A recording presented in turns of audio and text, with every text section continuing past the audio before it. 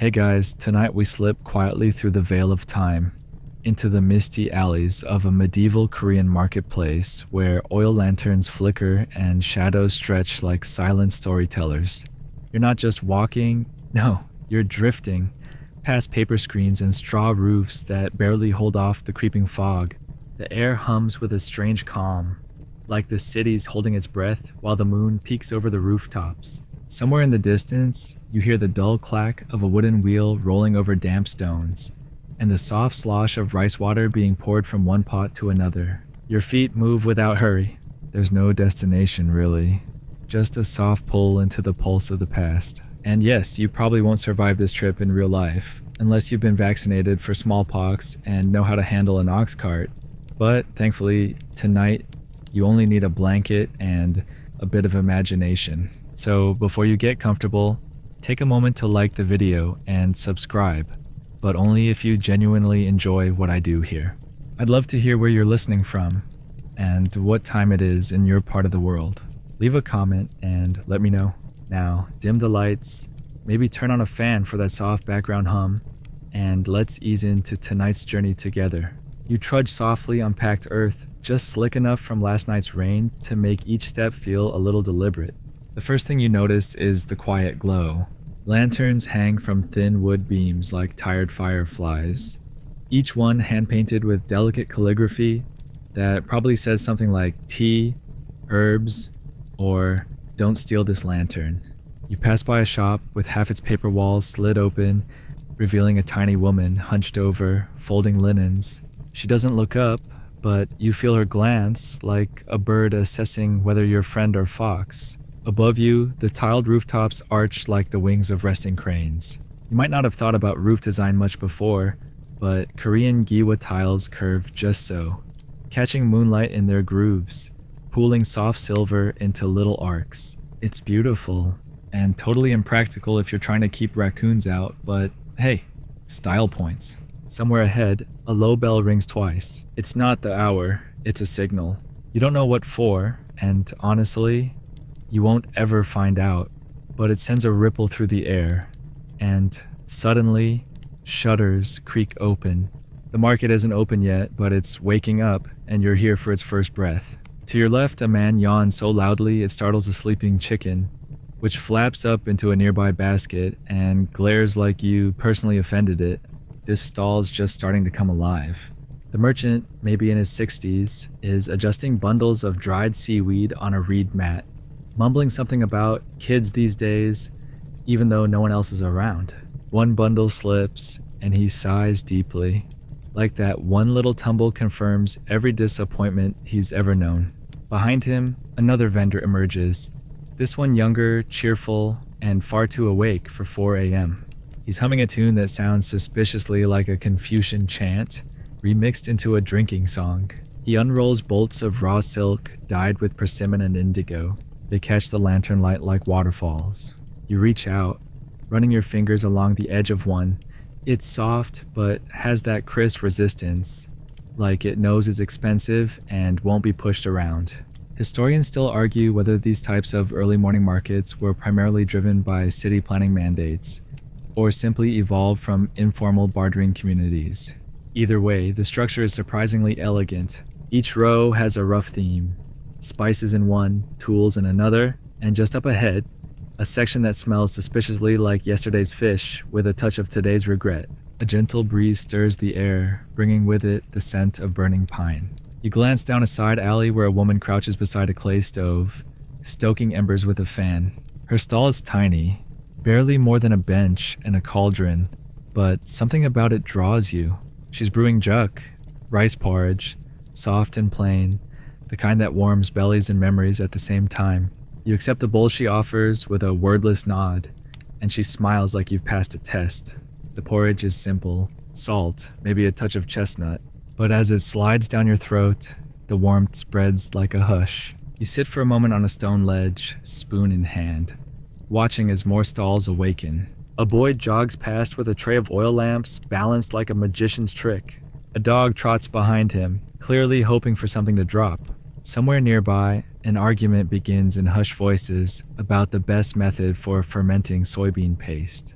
It's a calm kind of disagreement, the way you might argue over whether sunrise looks better from the hill or the harbor. Mainstream records mention how these night markets were especially vital in Joseon-era Seoul because of strict curfews and daytime class hierarchies. Commoners couldn't always afford to buy during the noblemen's hours, so twilight became its own kind of equalizer. Not everyone could enter a royal court, but anyone could haggle for duck eggs beneath a lantern. A tiny bell chimes.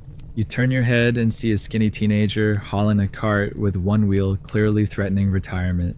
He grunts, adjusts the strap on his shoulder, and mutters something about cursed axle spirits. Not exactly Confucian, but spiritual in its own way. Just then, a group of women pass by in modest hanbok, heads slightly bowed, hands full of woven baskets. One turns to look at you just for a moment. Her eyes are sharp, not suspicious, but assessing. Maybe she's wondering where your shoes came from. They don't quite match the era.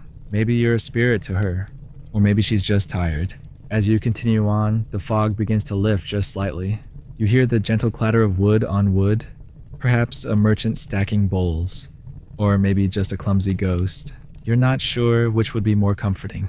Either way, the marketplace is fully awake now, in its own quiet way. Still soft, still slow, no shouting, no chaos. Just the rustling of straw, the hush of feet, and the occasional tusk of a vendor discovering someone's moved their fish sauce.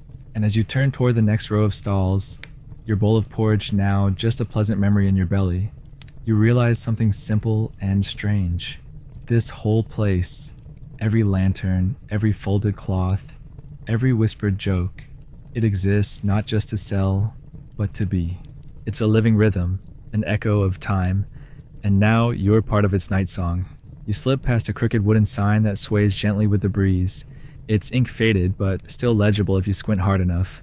Not that it matters, because the market itself does most of the talking. Ahead, there's a familiar shuffle of cloth and muted thumps as merchants lift up thick hemp curtains and begin arranging their wares on rough wooden planks. These aren't polished displays.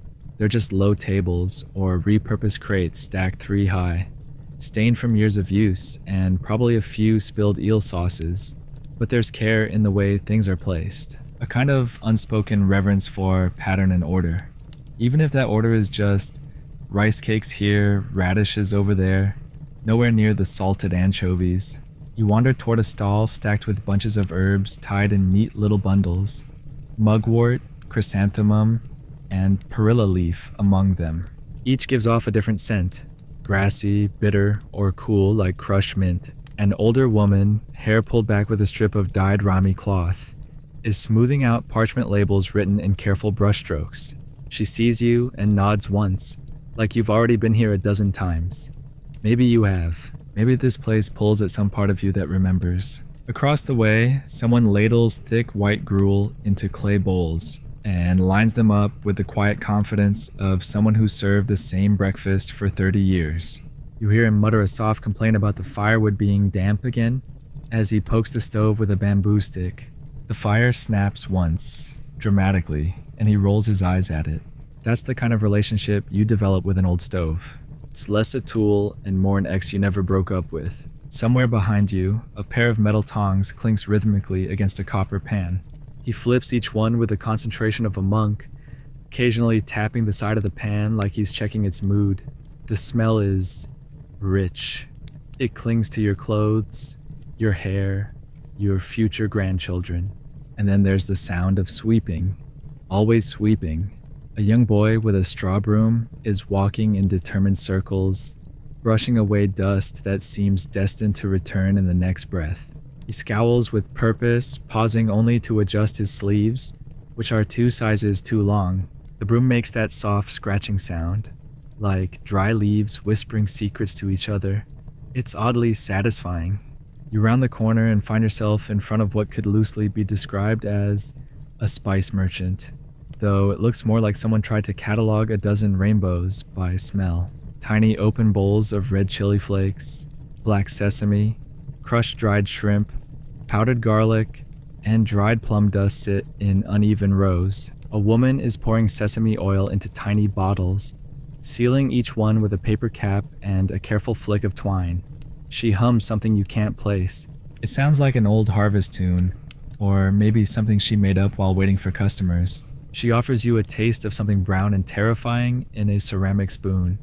Against all instinct, you accept. It's salty, smoky, a little like licking a soy-soaked pine tree. You smile anyway. She grins like she just pulled a prank and waves you off to the next stall.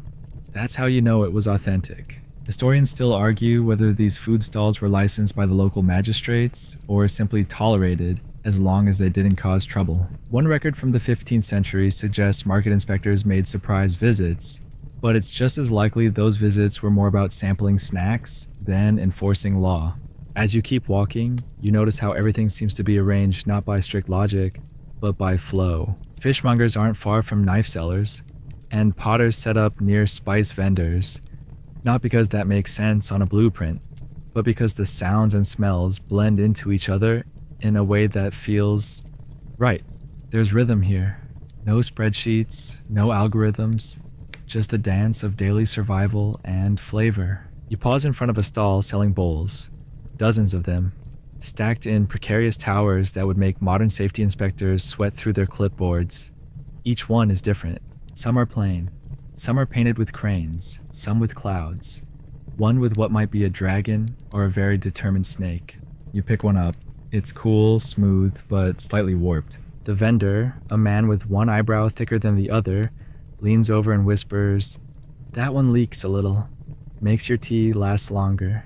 You don't know if he's joking, but it's charming, so you nod solemnly and put it back. Behind him, someone shouts, "Fresh eggs!" and a basket of them appears, carried by a girl no older than 10.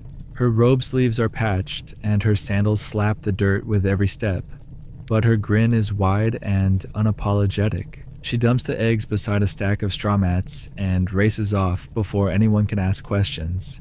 Probably a delivery, or maybe she just enjoys sprinting through crowds with fragile items. Childhood adrenaline is universal.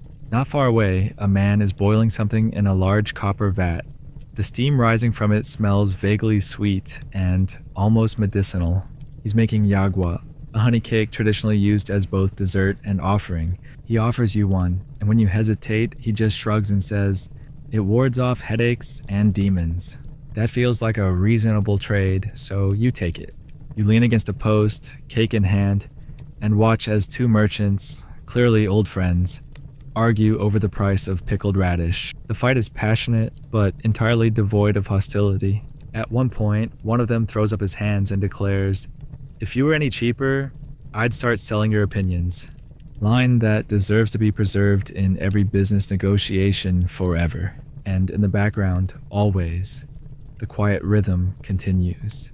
Pots clinking, whispers drifting, fabric rustling like a soft breeze inside your ear. There's no rush here, no screaming hawkers like in the myths of Western bazaars.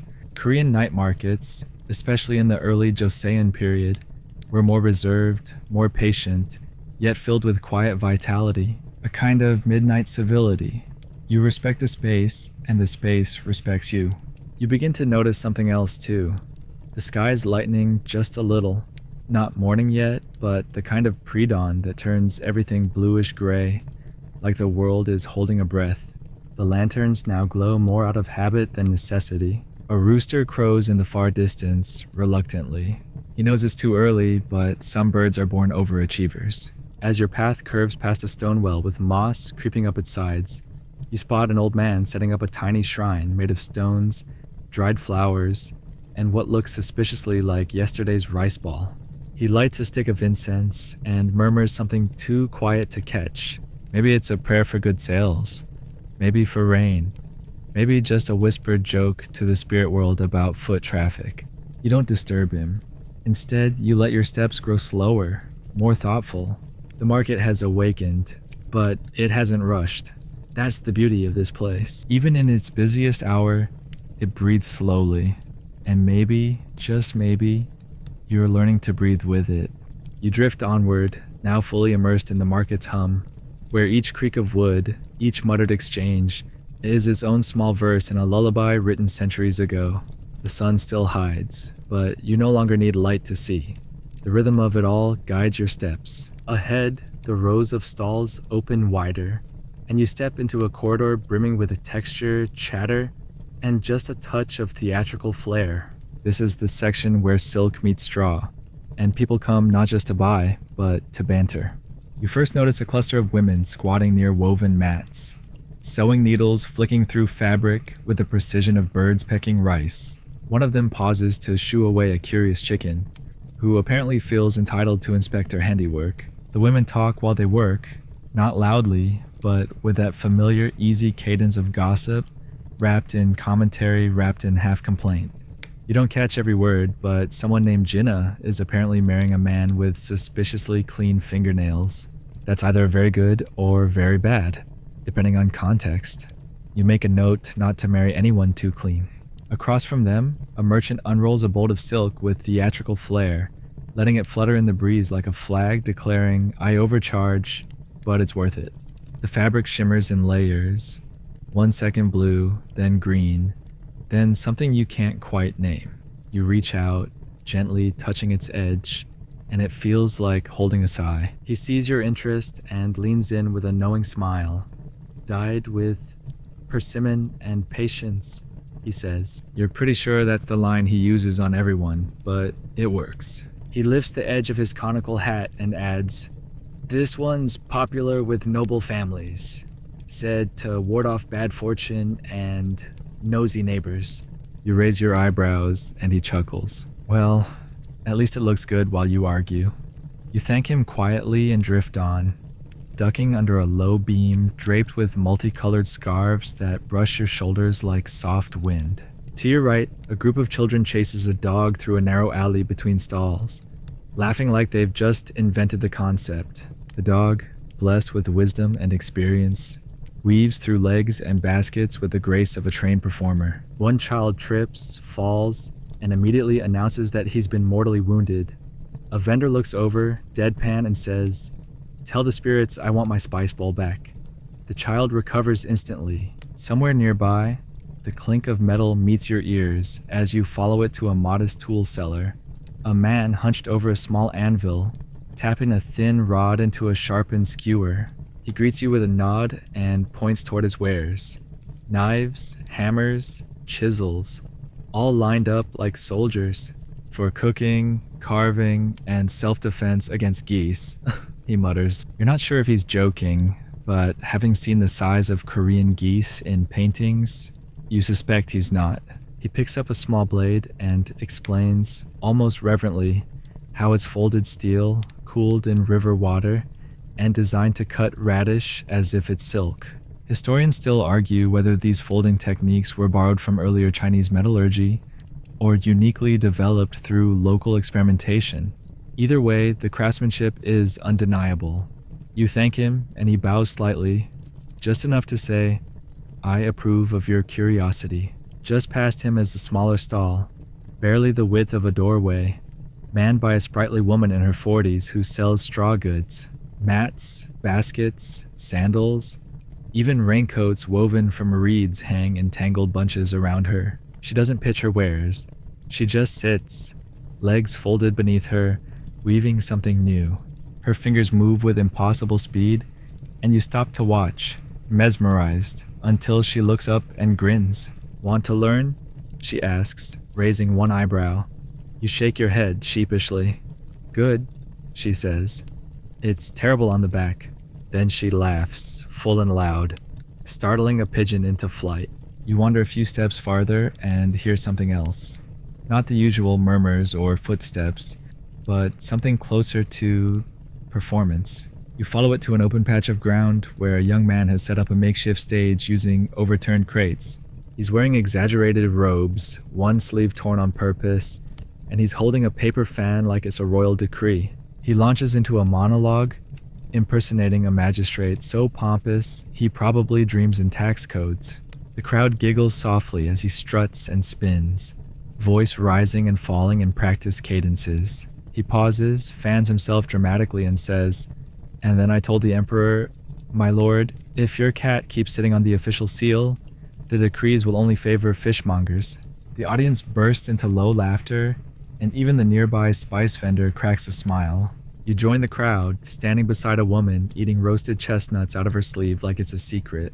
You glance over and notice paper fans fluttering in the crowd, some plain, some painted. A girl next to you clutches one bearing a vibrant blue Heidi, the mythical lion dog believed to ward off disasters. She waves it slowly, then catches your eye and holds it out for you to see. "My brother painted this one," she whispers. "He says it'll protect me when I argue with mother." You nod solemnly, and it seems like solid folklore. One man steps forward, tips the performer with a rice cake, and the performer accepts it like it's gold. You realize this isn't just entertainment, it's survival. The performer's jokes, the fan seller's brushstrokes, the straw weaver's aching fingers, they're all different verses of the same melody. Everyone here sings to eat, and everyone here crafts to live. Mainstream records mention street performers like these as early forms of mask drama and comedic parody. Some were licensed, especially during festivals, while others operated on the edge of legality, too beloved to punish, too informal to regulate. As you continue on, the voices behind you fade into soft chuckles and muted applause. You now step into a shaded stretch of the market, where fewer stalls stand, and the ones that do seem older, like they've watched centuries pass from the same wooden frame. A wind chime made from dried gourds tinkles above you, and you pause and look up. Hanging from a bamboo beam is a scroll written in delicate ink. Silence carries further than speech. The path bends again, and you find a small cart selling inkstones and brushes. The merchant is silent, his hands stained with charcoal dust, as he arranges inkstones and brushes like a monk laying out sacred relics. You don't speak, you just watch as a customer, perhaps a scholar, examines a brush for an entire minute before whispering, "Too stiff," and leaving. You stay because there's something peaceful about a place that doesn't need to convince you of anything, and before you move on, one last whisper of strangeness. A man seated alone at a corner mat, offering to write your fortune on rice paper for a price. You decline, but he catches your eye and murmurs, "You walk like someone carrying borrowed time." You smile politely and keep walking, but the phrase lingers like a dropped coin in your pocket you forgot to spend. You're deeper into the market now, and somehow deeper into yourself. The colors, the voices, the flavors, they've blended into something slower, softer, almost dreamlike, and you realize you could stay here forever, or maybe you already have. You drift toward a quieter part of the market where the air thickens slightly, not with the heat, but with a scent of crushed roots and burnt herbs. A soft haze floats around the edges of the stalls here, like the breath of the earth rising up in steamy little puffs. Welcome to the Healer's Row. There's less banter here, fewer shouted deals and sarcastic remarks. Instead, you get murmurs, glances, the occasional grunt that somehow conveys both diagnosis and prognosis. You step carefully, not because it's dangerous, but because it feels like the kind of place where every footfall matters. You pass the first stall, where an old man with a beard like tangled yarn is grinding something in a heavy mortar. He pauses only to blow on the dust rising from the bowl, an oddly graceful movement, considering his knuckles look like they've fought stone for decades. The resulting powder smells vaguely like mushrooms and regret. A scrap of paper beside it reads, "For stamina." You decide not to ask for specifics. He notices your gaze and gestures toward a bundle of ginseng roots, each one looking like it was yanked straight from the pages of a fantasy novel. Twisted, pale, vaguely human-shaped. "The older, the better," he says, tapping one. "This one saw 3 emperors and a really bad harvest." You nod, unsure whether that makes it more nutritious or just more judgmental. Historians still argue whether ancient Koreans genuinely believed ginseng extended life or simply respected its rarity and cost. Either way, you're definitely not chewing on it raw. A few steps further, a woman arranges tiny ceramic pots, each sealed with a paper lid tied off with red string. You peer closer and see the faint marks of ink, brush stroke characters naming everything from wind release to inner calm. She looks up, eyes soft but steady. "Don't open those unless you need them," she says. You resist the urge to open one just to see what happens. Curiosity may be a virtue, but apparently it also causes bloating. She hands a tiny paper scroll to a young man who bows deeply and tucks it inside his robe like he's been handed a royal secret. You catch the faintest scent of clove and mint as he walks by, which is either medicine or an extremely old-school breath mint. Next to her, another healer works beneath a faded awning. He wears spectacles that are cracked in one lens and uses tweezers made from bamboo to arrange dried lizards onto a tray. They crunch faintly as he moves them. "For the lungs," he murmurs, not looking up, "and for keeping unwanted guests away." You nod slowly and back away with polite enthusiasm. One stall over, a younger woman in bright indigo robes is boiling something in a cast iron pot. It smells medicinal, but not unpleasant, like someone boiled tea with a dash of mischief. She's smiling as she works, humming a song that you're certain is older than any building around you. "This will cure heartbreak," she says, catching your glance. "Or at least make it quieter." You like her immediately. She offers you a small cup of the dark brew. You hesitate, but she grins. "It won't kill you unless you already gave up." Reassuring. You take a sip. It's bitter, but not cruel. The flavor sits on your tongue like a story waiting to be told. It doesn't cure anything exactly, but it makes you feel seen. Not far from her, you see a vendor selling what look like bundles of straw. But as you approach, you realize they're actually tightly wrapped charms, bound with colored thread and tiny wooden tags. "Protection," the seller says simply, holding one up. "For journeys, new homes, old regrets." The tags rattle softly when touched. You reach for one marked with the character for clarity. It hums faintly in your hand. Or maybe that's just your imagination stretching into the quiet. There's something ancient in the air here. Not old in the dusty sense, but deep. Like these stalls sit on top of something larger. Layers of whispers and experiments, trials and errors, all done quietly in the hope that someone might sleep better, or breathe easier, or just make it through another long winter. You feel the weight of it settle gently across your shoulders, not heavy, but grounding.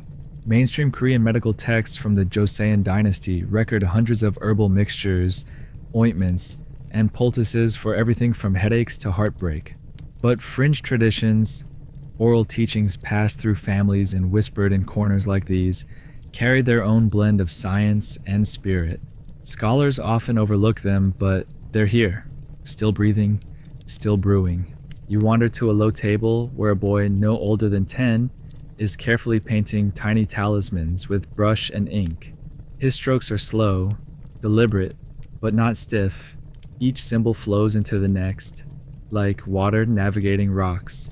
He doesn't speak, and you don't interrupt. There's a kind of sacredness in watching someone create without needing an audience. When he finishes, he sets the talisman aside to dry, glances up, and finally says, "This one's for courage." You nod in thanks. He nods back, already dipping his brush again. As you turn to go, you realize you've barely heard a single bird since entering this part of the market. Maybe they stay away, or maybe they're just listening too. Even the wind seems softer here. You walk more slowly, letting your steps match the rhythm of the whispered voices and the clink of ceramic against wood. You pass a man asleep on a mat, surrounded by bundles of dried roots and scrolls stacked like fallen leaves. No one disturbs him. Sleep here is treated with the same quiet respect as study or prayer. You wonder if he's dreaming of the herbs talking back, or maybe they already have. Before you leave the healer's row, a final stall catches your eye. It's empty, just a small platform with an old water basin, a clean white towel, and a single phrase written on a hanging banner. Sometimes the cure is stillness. You stand there a moment longer, not thinking, not naming, just being. It feels like the most medicinal thing you've done all night. And then, gently, the hum of the broader market starts to return. The healer's row slips behind you like a dream fading in daylight. Voices rise again, footsteps pick up, and somewhere not too far off, a vendor shouts something about bean paste with all the subtlety of a brass gong. You exhale slowly and step back into the flow. A little lighter, a little slower. You carry no ointments, no scrolls, no talismans. But something in you is quieter now. Not silenced, just settled. As though the pulse that brought you here has finally found its echo. As you step beyond the hushed remedies and murmured cures of the healer's row, your senses are ambushed, cheerfully, unapologetically, by an entirely different presence. Smell hits you first. Not just one, but a layered, ambushing parade of smells. The tang of fermented fish, the sharp twang of garlic crushed in stone mortars, the heady sweetness of roasted chestnuts glazed with honey, and somewhere beneath it all, a smoky bass note that could either be charcoal or regret. You aren't sure which, but it's intoxicating. You've wandered into the belly of the market now. This is the zone where fire crackles beneath walks, steam swirls from bamboo baskets, and every few feet someone is either eating, preparing to eat, or talking about eating. There's no space for subtlety here. If the healers offered quiet wisdom, this row shouts in spices and oil splatters. You pass a stall piled high with jars, red, brown, orange, each sealed tightly with wax cloth. The woman behind the jars is slicing scallions so fast you worry she might summon wind. She gestures at the array with a nod, and you catch the scent of chili paste so strong it makes your eyes blink before your brain can protest. 3-day fermentation, she says proudly. Any longer and it starts remembering things. You smile politely and pretend to understand. Not far from her, a man flips skewers of pork belly over open flame, the fat crackling like applause. He sprinkles salt from a pouch at his belt, one-handed, eyes never leaving the meat. You ask if it's spicy. He shrugs. Only if you deserve it.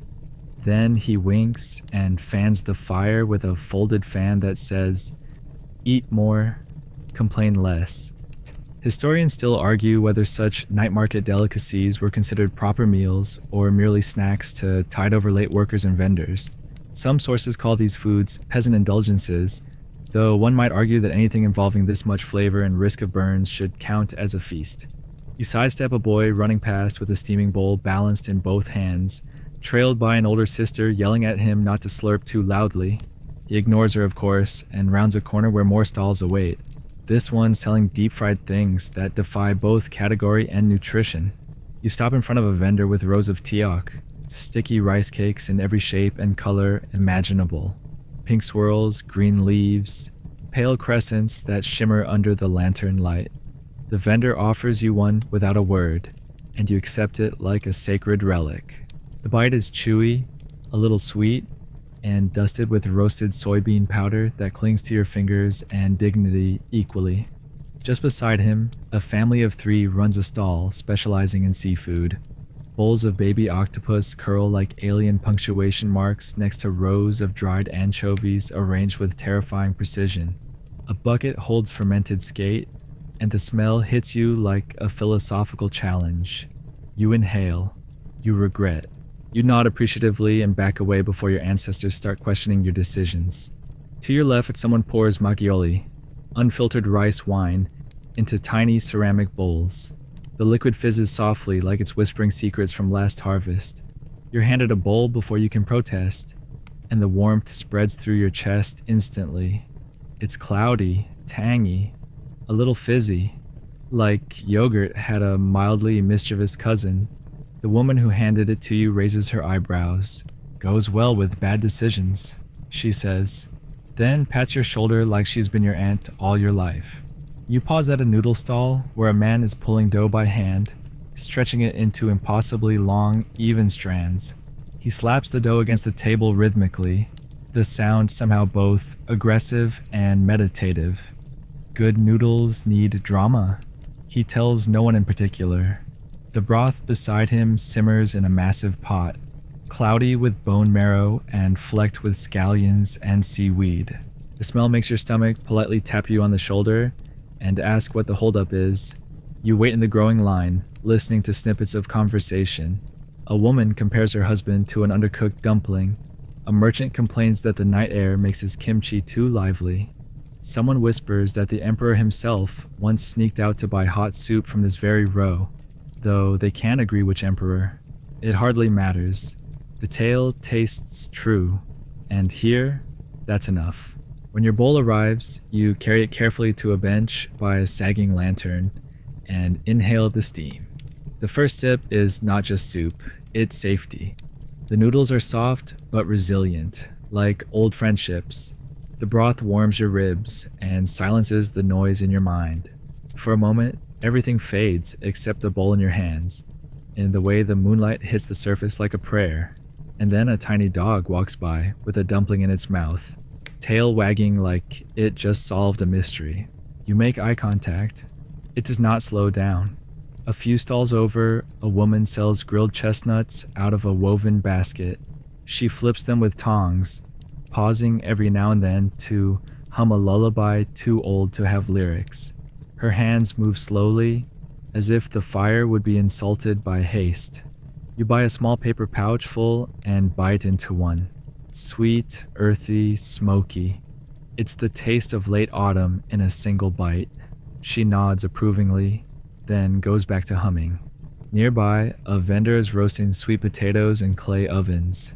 He lets you peek inside, the embers glowing like tiny sunsets, each root slowly blackening on the outside, caramelizing within. He offers one wrapped in parchment.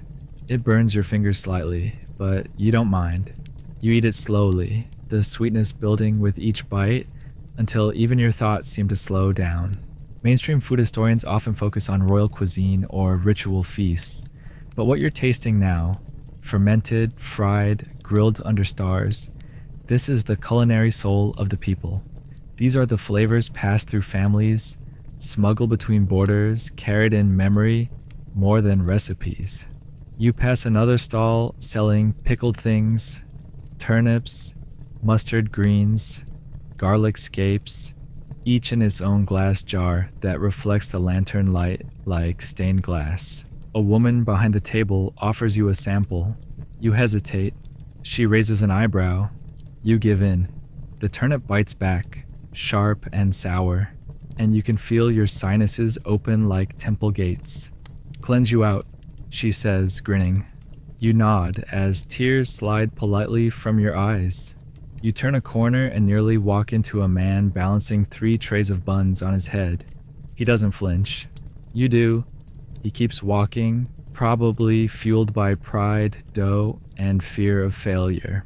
And through it all, the smells persist, layering, overlapping, occasionally battling for dominance.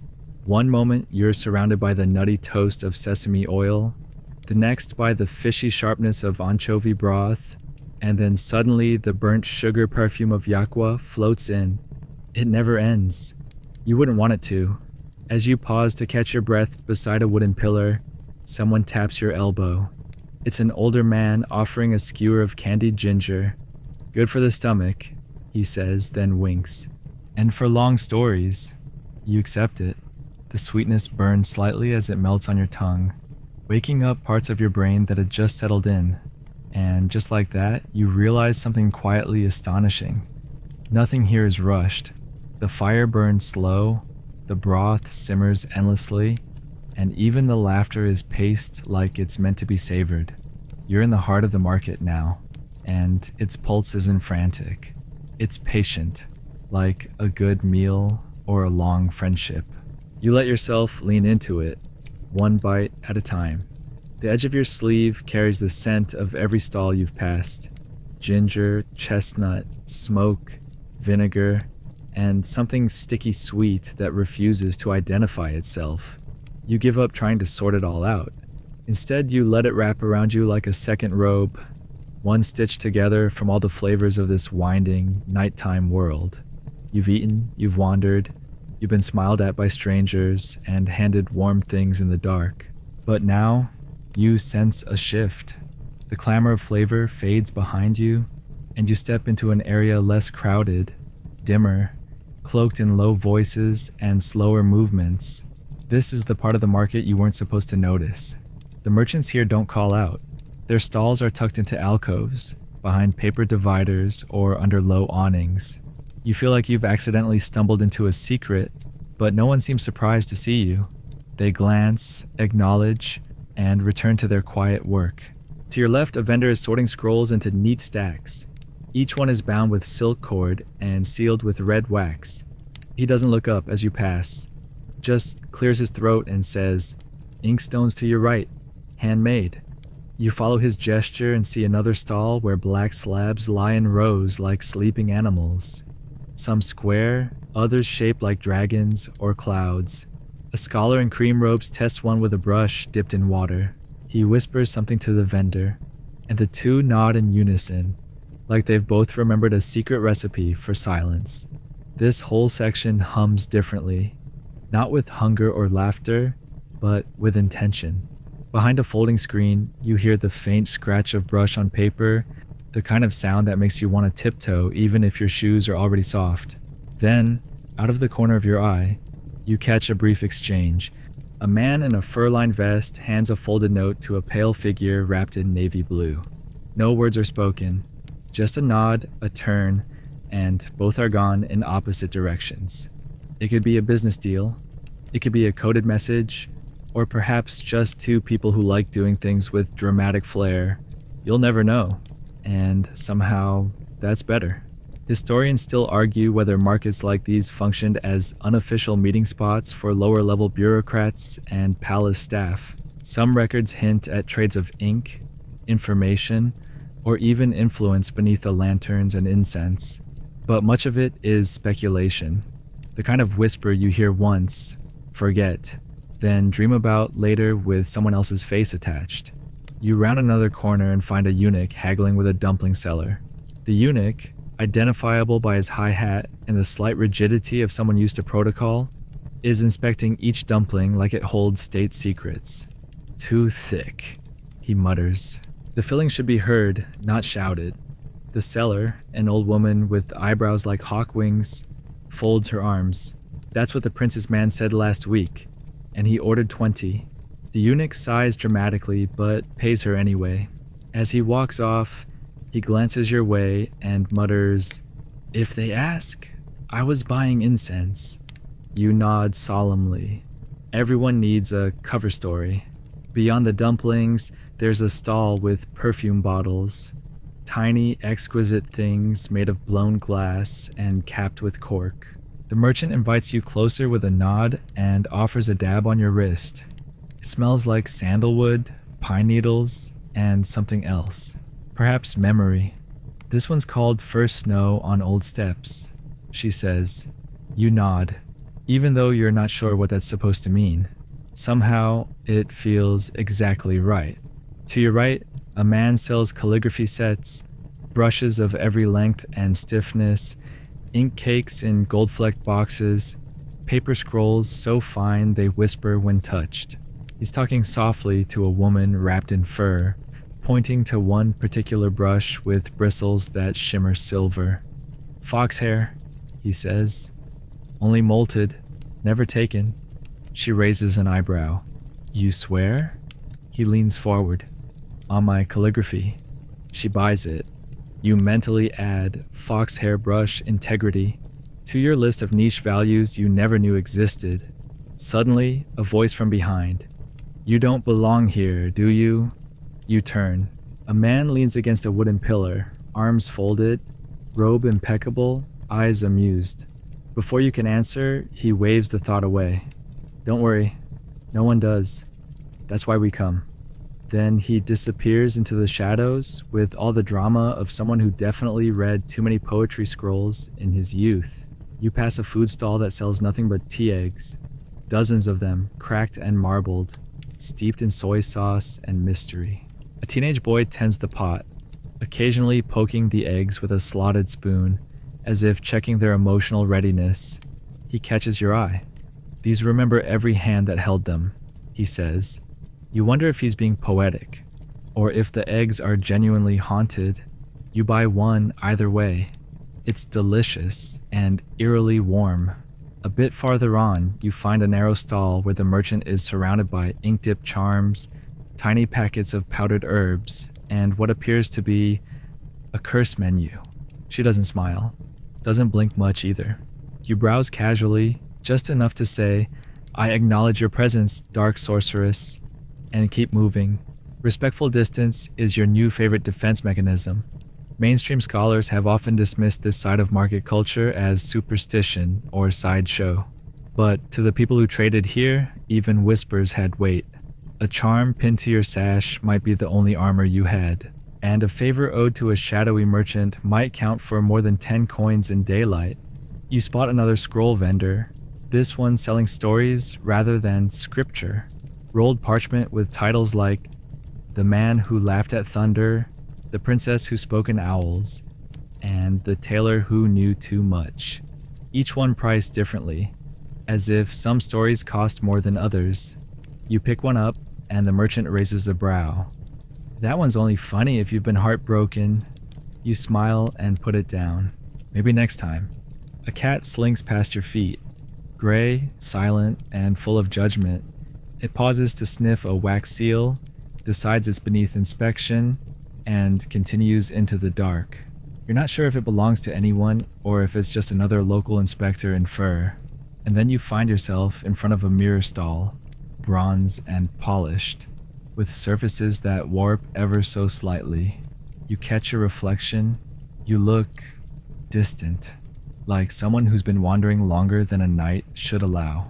The vendor behind the mirror says nothing, just polishes the glass in slow, even strokes. One mirror reflects a younger you, another, older, a third doesn't show you at all. You leave without choosing. There's something dreamy about this whole corner of the market. Less physical, more in between. You suspect if you stayed here too long, you'd forget where you came from. Or maybe you'd remember something truer.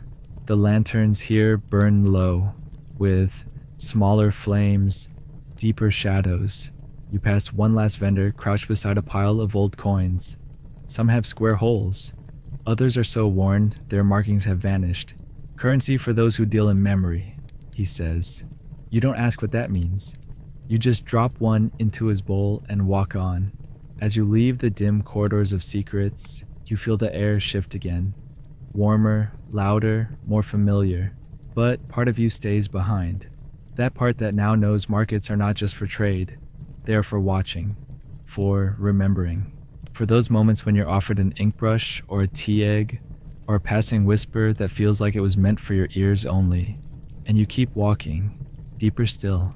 The quiet of the back alleys fades behind you, like a song that ends on a breath. And now the market shifts once again. It doesn't grow louder, necessarily, just fuller, as though you've stepped into the part of a dream where voices rise in harmony and the night becomes a theater. You follow the glow of lanterns that hang lower here, their light more golden than pale. The air vibrates with stories, unspoken rules, and the kind of tension that dances just beneath the surface of every social gathering. Gossip. You found the gossip corner. It's not marked on any map. No stall here announces itself as a place of information, but you feel it the moment you enter. A cluster of benches, the seating oddly arranged as if designed to look accidental, but angled perfectly for eavesdropping. A woman in plum-colored robes leans toward her friend and whispers behind a sleeve. Another man, pretending to nap, occasionally opens one eye and raises a knowing brow before drifting back into sleep. The first story you catch is about a royal wedding. Supposedly, one of the younger princesses rejected a noble suitor because she caught him adjusting his hair in a reflection and declared him unfit for war. That alone would be worth retelling, but the kicker is that he's now obsessed with mirrors and speaks only in third person. "The minister is worried," the whisperer adds with relish. You nod, as if you're part of this strange political opera. Nearby, an old woman with 3 chipped teeth fans herself slowly and announces to no one in particular, They say a ghost was seen by the barley stall. Third time this month. She doesn't elaborate. She doesn't need to. A child nearby clutches his sleeve more tightly. You find a place on a bench beside a vendor drinking from a small clay bottle. He offers it to you wordlessly. You take a sip, plum wine, aged and smoky, and give it back. They say the moon's been flickering, he says casually, as if discussing the price of turnips. Only when someone lies, though. You raise an eyebrow. He shrugs. Market logic. A group of teenagers nearby try to look bored while clearly angling to overhear everything. One of them giggles and tells her friends, "My cousin swears she saw the governor's son disguised as a noodle vendor. He gave her extra broth." That's basically a proposal.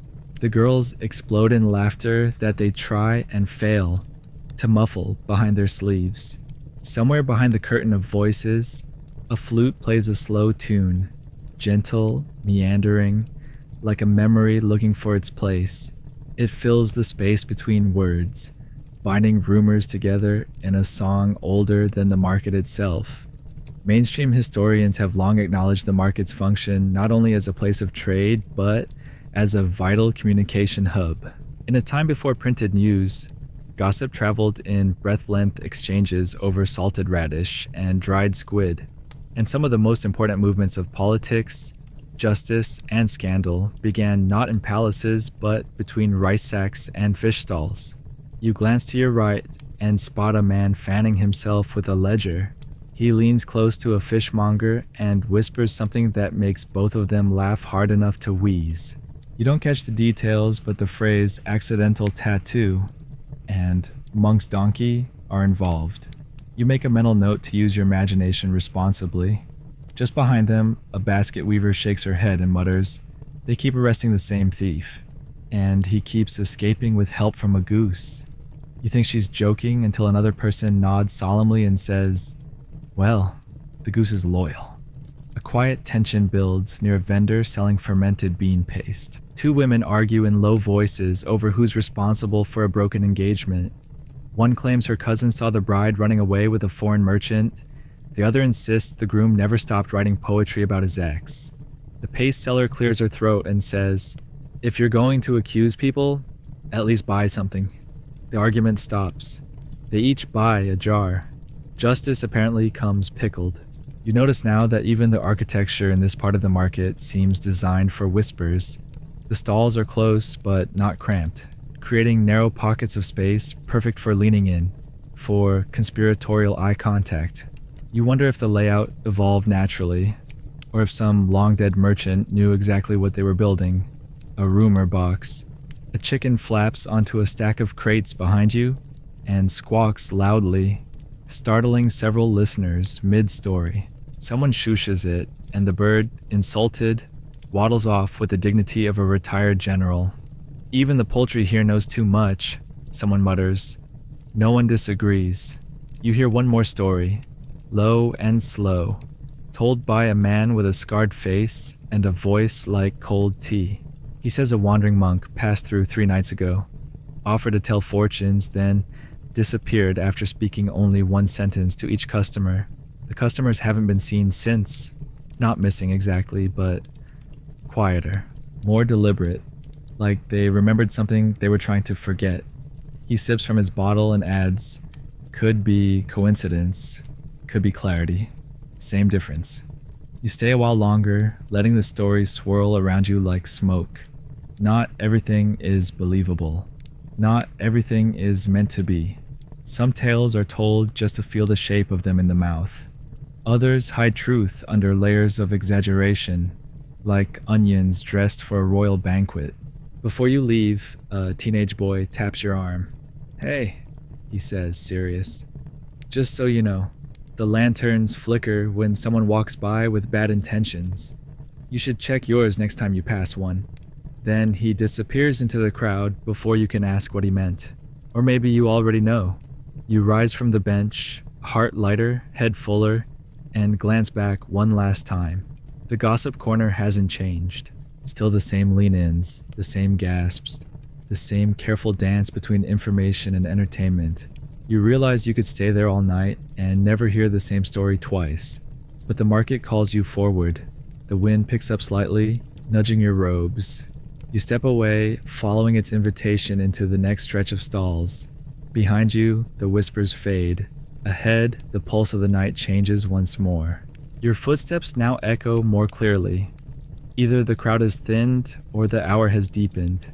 You notice shadows leaning longer, the lanterns burning lower. Somewhere far off, a gong sounds. Soft, rounded, almost a suggestion more than a chime. The night continues, but you can feel it shifting towards something else.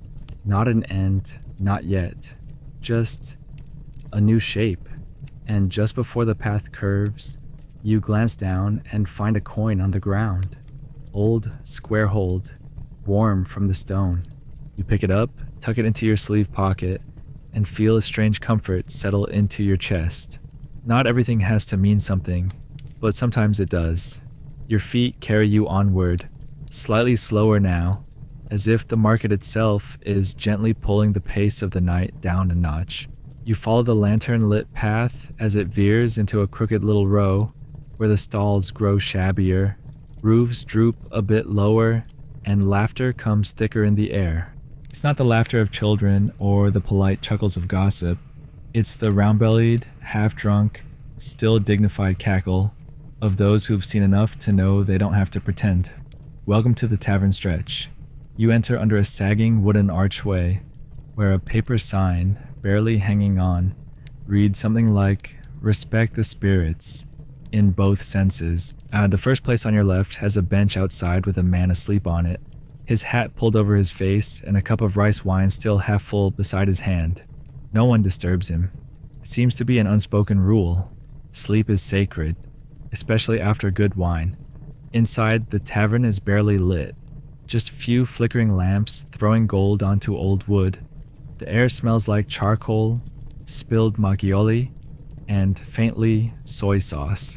You duck your head beneath a low beam that's clearly seen taller travelers than you, and immediately a voice calls out, "Careful, that beam owes me 3 memories and a front tooth." You glance toward the voice and see a group seated around a crooked table, laughing too hard to explain the joke. One of them lifts a cup in your direction. You look thirsty or lost. Either way, you belong here. You take a spot at the edge of the room, not quite joining them, not quite invisible. It's the perfect balance. The tavern keeper, a wiry woman with sleeves rolled to her elbows and a voice like steamed cabbage, soft but serious, sets a cup in front of you, on the house, but if you break anything, it's double price. She turns before you can thank her. The cup is warm, slightly cracked, full of something milky and mysterious. You sip. Rice wine, unfiltered, thick like a whisper, and smooth like forgetting what you were worried about. A man across the room is reciting poetry. Not reading it, reciting it. Eyes closed, voice trembling with a kind of passion that makes the paper walls bow slightly in sympathy. The others clap softly when he finishes. One of them sighs. That was terrible, but brave. And sometimes that's enough. The poet bows deeply, swaying a little from the effort. Behind him a shelf sags under the weight of clay jars, lacquer bowls, and half-used candles. Someone scratched tiny carvings into the wood. A mountain, a moon, a single character that could mean quiet or nothing. Depending on where you're standing, you realize how many people must have passed through this space, whispered, argued, confessed, nodded quietly. Taverns keep stories the way rivers keep pebbles, without judgment, but never letting go. Historians often forget the role of drinking houses in shaping culture. Official records focus on court debates and royal proclamations, but sometimes the truest philosophies are passed over a shared cup, slurred slightly, laughed at, then remembered years later as deep wisdom. Many a general might have first drawn battle lines in spilled wine. Many a poet may have found their truest verse in a tavern like this. One cup too deep. Someone nearby strikes a small drum. 2 gentle taps, a pause, then 2 more. It's not a performance exactly, more like punctuation for the conversation. You listen closer. A man talks about how he almost married the daughter of a scholar, but ran off with a weaver instead because he claims her shadow didn't flinch. No one questions it. The table nods. Like, that explains everything. Beside the fireplace, if you can call it that, more ember than flame, a woman sharpens a small knife on a whetstone. She's not threatening anyone, just preparing. Maybe she's a cook. Maybe she's just someone who likes to be ready. You wonder what she's overheard here. Probably everything. In the corner, an older gentleman pours wine for 2 younger friends and offers unsolicited advice in a tone that brooks no argument. Love slowly, spend quicker, and never trust a man who doesn't eat soup. One of the young men laughs too hard. The other scribbles the line down on a piece of cloth. A quiet bell rings from somewhere behind the counter, and the tavern keeper mutters, "Backdoor visitor." She walks away without explanation. No one follows. Apparently, that's not your business. You sip your drink and pretend not to be curious. Suddenly, a gust of wind pushes the paper wall slightly inward. Everyone pauses. Not out of fear, just recognition. Wind like that only comes when the night decides to speak. One woman lifts her cup and says, "To the ones we've forgotten, may they forget us too." The room clinks gently in response. You slip outside for a moment, needing air, and find yourself on a narrow wooden porch that overlooks a narrow stream behind the building. The moon reflects in it, fractured slightly by a drifting leaf. You lean against the railing, cup still in hand, and exhale. It feels like the first real breath you've taken in years. A young boy walks by carrying an empty tray and pauses beside you. "You don't look drunk enough for this place," he says with a surprising authority. You laugh, and he nods. "Give it time." Then he vanishes into the kitchen like a shadow that knows where it's going. You return inside just as someone begins to sing. Not professionally, just enough to pull every gaze in the room. It's a lullaby. Simple, minor key, nothing fancy. The kind of song sung while brushing hair or waiting out a storm. The voice is low and slightly hoarse, but steady. You don't know the words, but they land inside your chest like they were waiting there. By the time the song ends, no one claps. They just sit with it, letting silence stretch like dough. Thin, soft, necessary. Before long, people begin to leave. Not all at once, just a chair scooting here, a quiet farewell there. Some pay with coins, others with promises. One man simply nods to the tavern keeper, who waves him off with a snort and says, "You still owe me that story." You stay a while longer, watching the candles burn low. A couple near the corner booth holds hands silently. An older man refills his own cup, looks at you, and raises it, to walking out lighter than you walked in. You raise yours back. It feels like a contract. Mainstream records will never list this place. No emperor ever visited here. But tonight, you did. And that counts for something. Eventually, you step outside again, the night wrapping around you like an old friend. The tavern disappears behind its paper walls, becoming just another ripple in the market's memory. Your steps feel softer now, more deliberate, not because you're drunk, though the wine hums in your belly, but because the night has shifted again. You pass by a flickering lantern, and for the briefest moment, its flame flares, then steadies. You remember what the boy said about bad intentions. You smile, the flame flickers again, playful now, like it knows you're watching. And with that, you step back into the winding path of the market, still full of stories, still wide open, still whispering. The laughter of the tavern fades behind you, absorbed by the night like warmth into a cooling stone. Your steps are slower now, not just from the rice wine, but from something deeper, a settling sensation, like your bones have begun to hum at the same frequency as this whining world of flickering light and whispered lives. The path ahead twists again, and as you follow it, the glow of the lantern starts to shift. Not dimmer, but livelier, painted with reds and yellows, fluttering gently in the soft wind. You've arrived in a more playful part of the market. It's looser here, less focused on trade, more concerned with joy.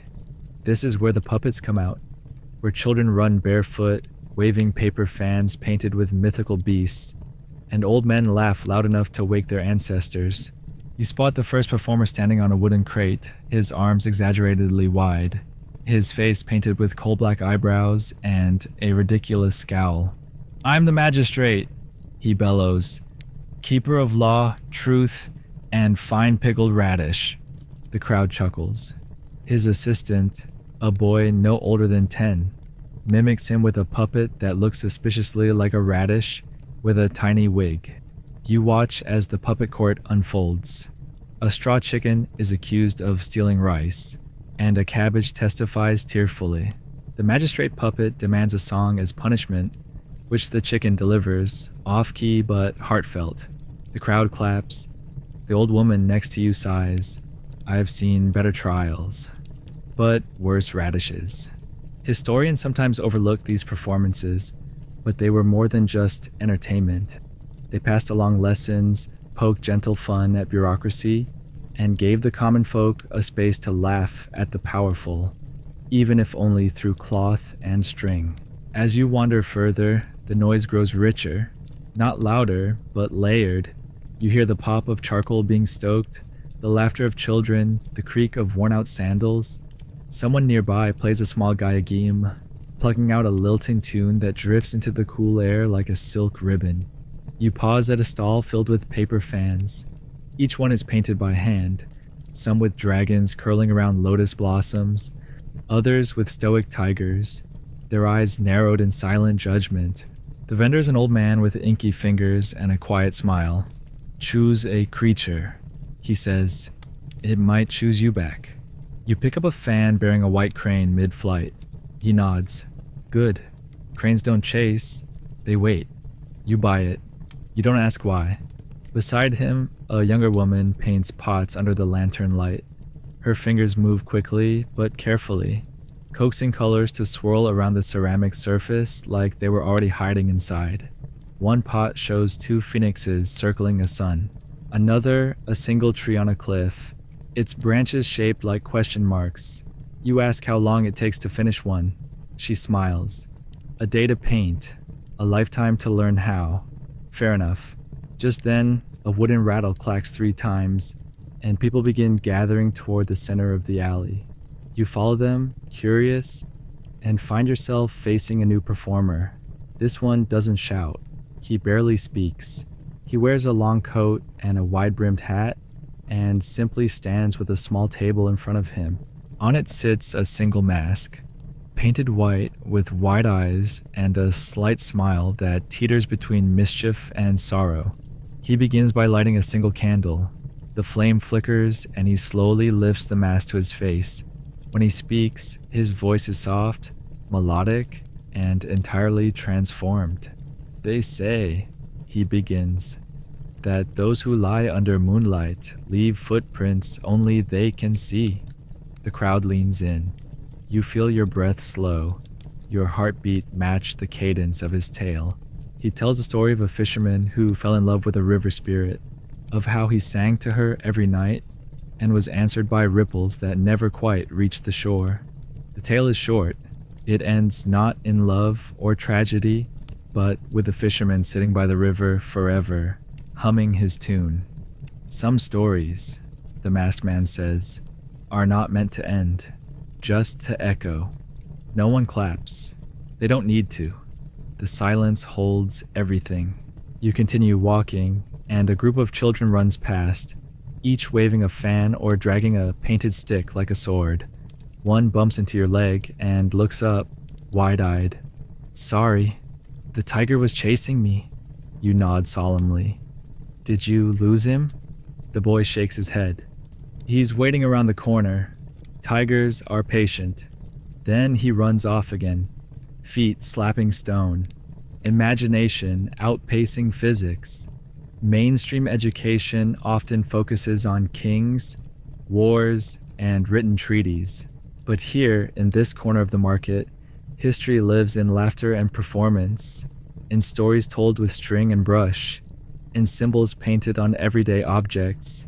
These are the threads that stitch a culture together, not through force, but through shared dreams and quiet magic. A small booth nearby sells puppets of all sizes. You see monkeys with symbols, carp with silk fins, and even a scholar with detachable eyebrows. The merchant, a young man with wild hair and a voice like morning dew, tells you each puppet has its own story. That one? He says, pointing to a fox in scholar's robes. He once tricked a magistrate into marrying a tree. That one?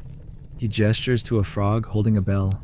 He croaked every time someone lied, drove his owner mad. You ask if they're for children. He laughs. No, children already know the truth. These are for adults who forgot. As you move on, a subtle rhythm begins to rise, a drum, slow and steady. You follow the sound to a small circle of performers pounding on barrel drums.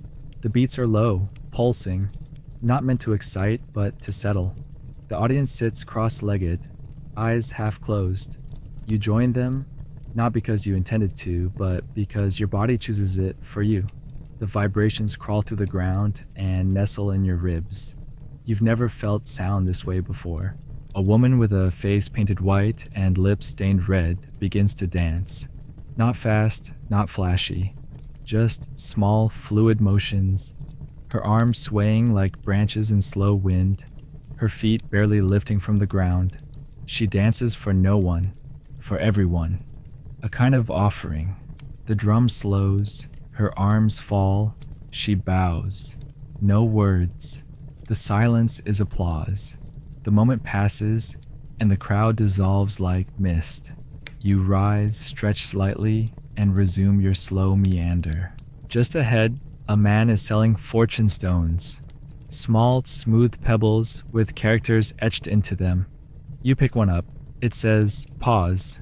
He smiles. It doesn't tell your future. It tells what you need. You leave a coin and keep the stone in your pocket. It feels oddly heavy. Before the alley ends, you spot one last stall, a table of painted lanterns, their colors glowing faintly from within. Each one shows a different scene. A woman waiting on a bridge, a crane flying alone, a house with one window lit. You ask the vendor which is the most popular. He shrugs. Depends on the mood of the night. You choose the one with the crane. Again. He nods, not surprised. We often return to the same symbol, not because it changes, but because we do. And with that, you turn from the painted world of puppets and paper. You don't feel like you're leaving a show. You feel like you're walking out of someone else's dream, or perhaps your own. One where stories are told sideways and truth arrives with a wink. The alley narrows again. The light softens, and the market whispers onward as the puppets and painted lanterns fade behind you. The market changes once again, not in a sudden jolt, but like the turning of a page written in fog and footsteps. The path ahead narrows, and the light follows suit. Lanterns hang more sparsely here, their glow dimmed by soot and age. The laughter is gone, replaced by something else. Quieter, tenser, the air is still, almost suspiciously so, as if holding its breath before revealing something it's not sure you want to see. You've entered the part of the market where not everyone plays fair. The first sign is subtle. A vendor standing a little too straight. His table of lotus flowers is flawless. Too flawless. Every bloom the same size, the same shade, the same suspicious lack of scent. He smiles at you with all his teeth, but none of his eyes. For your loved ones, he says, or your apologies. You nod and keep walking. You're not here for flowers. A few stalls down, someone shouts. Not loudly, not angrily, just enough to grab your ear.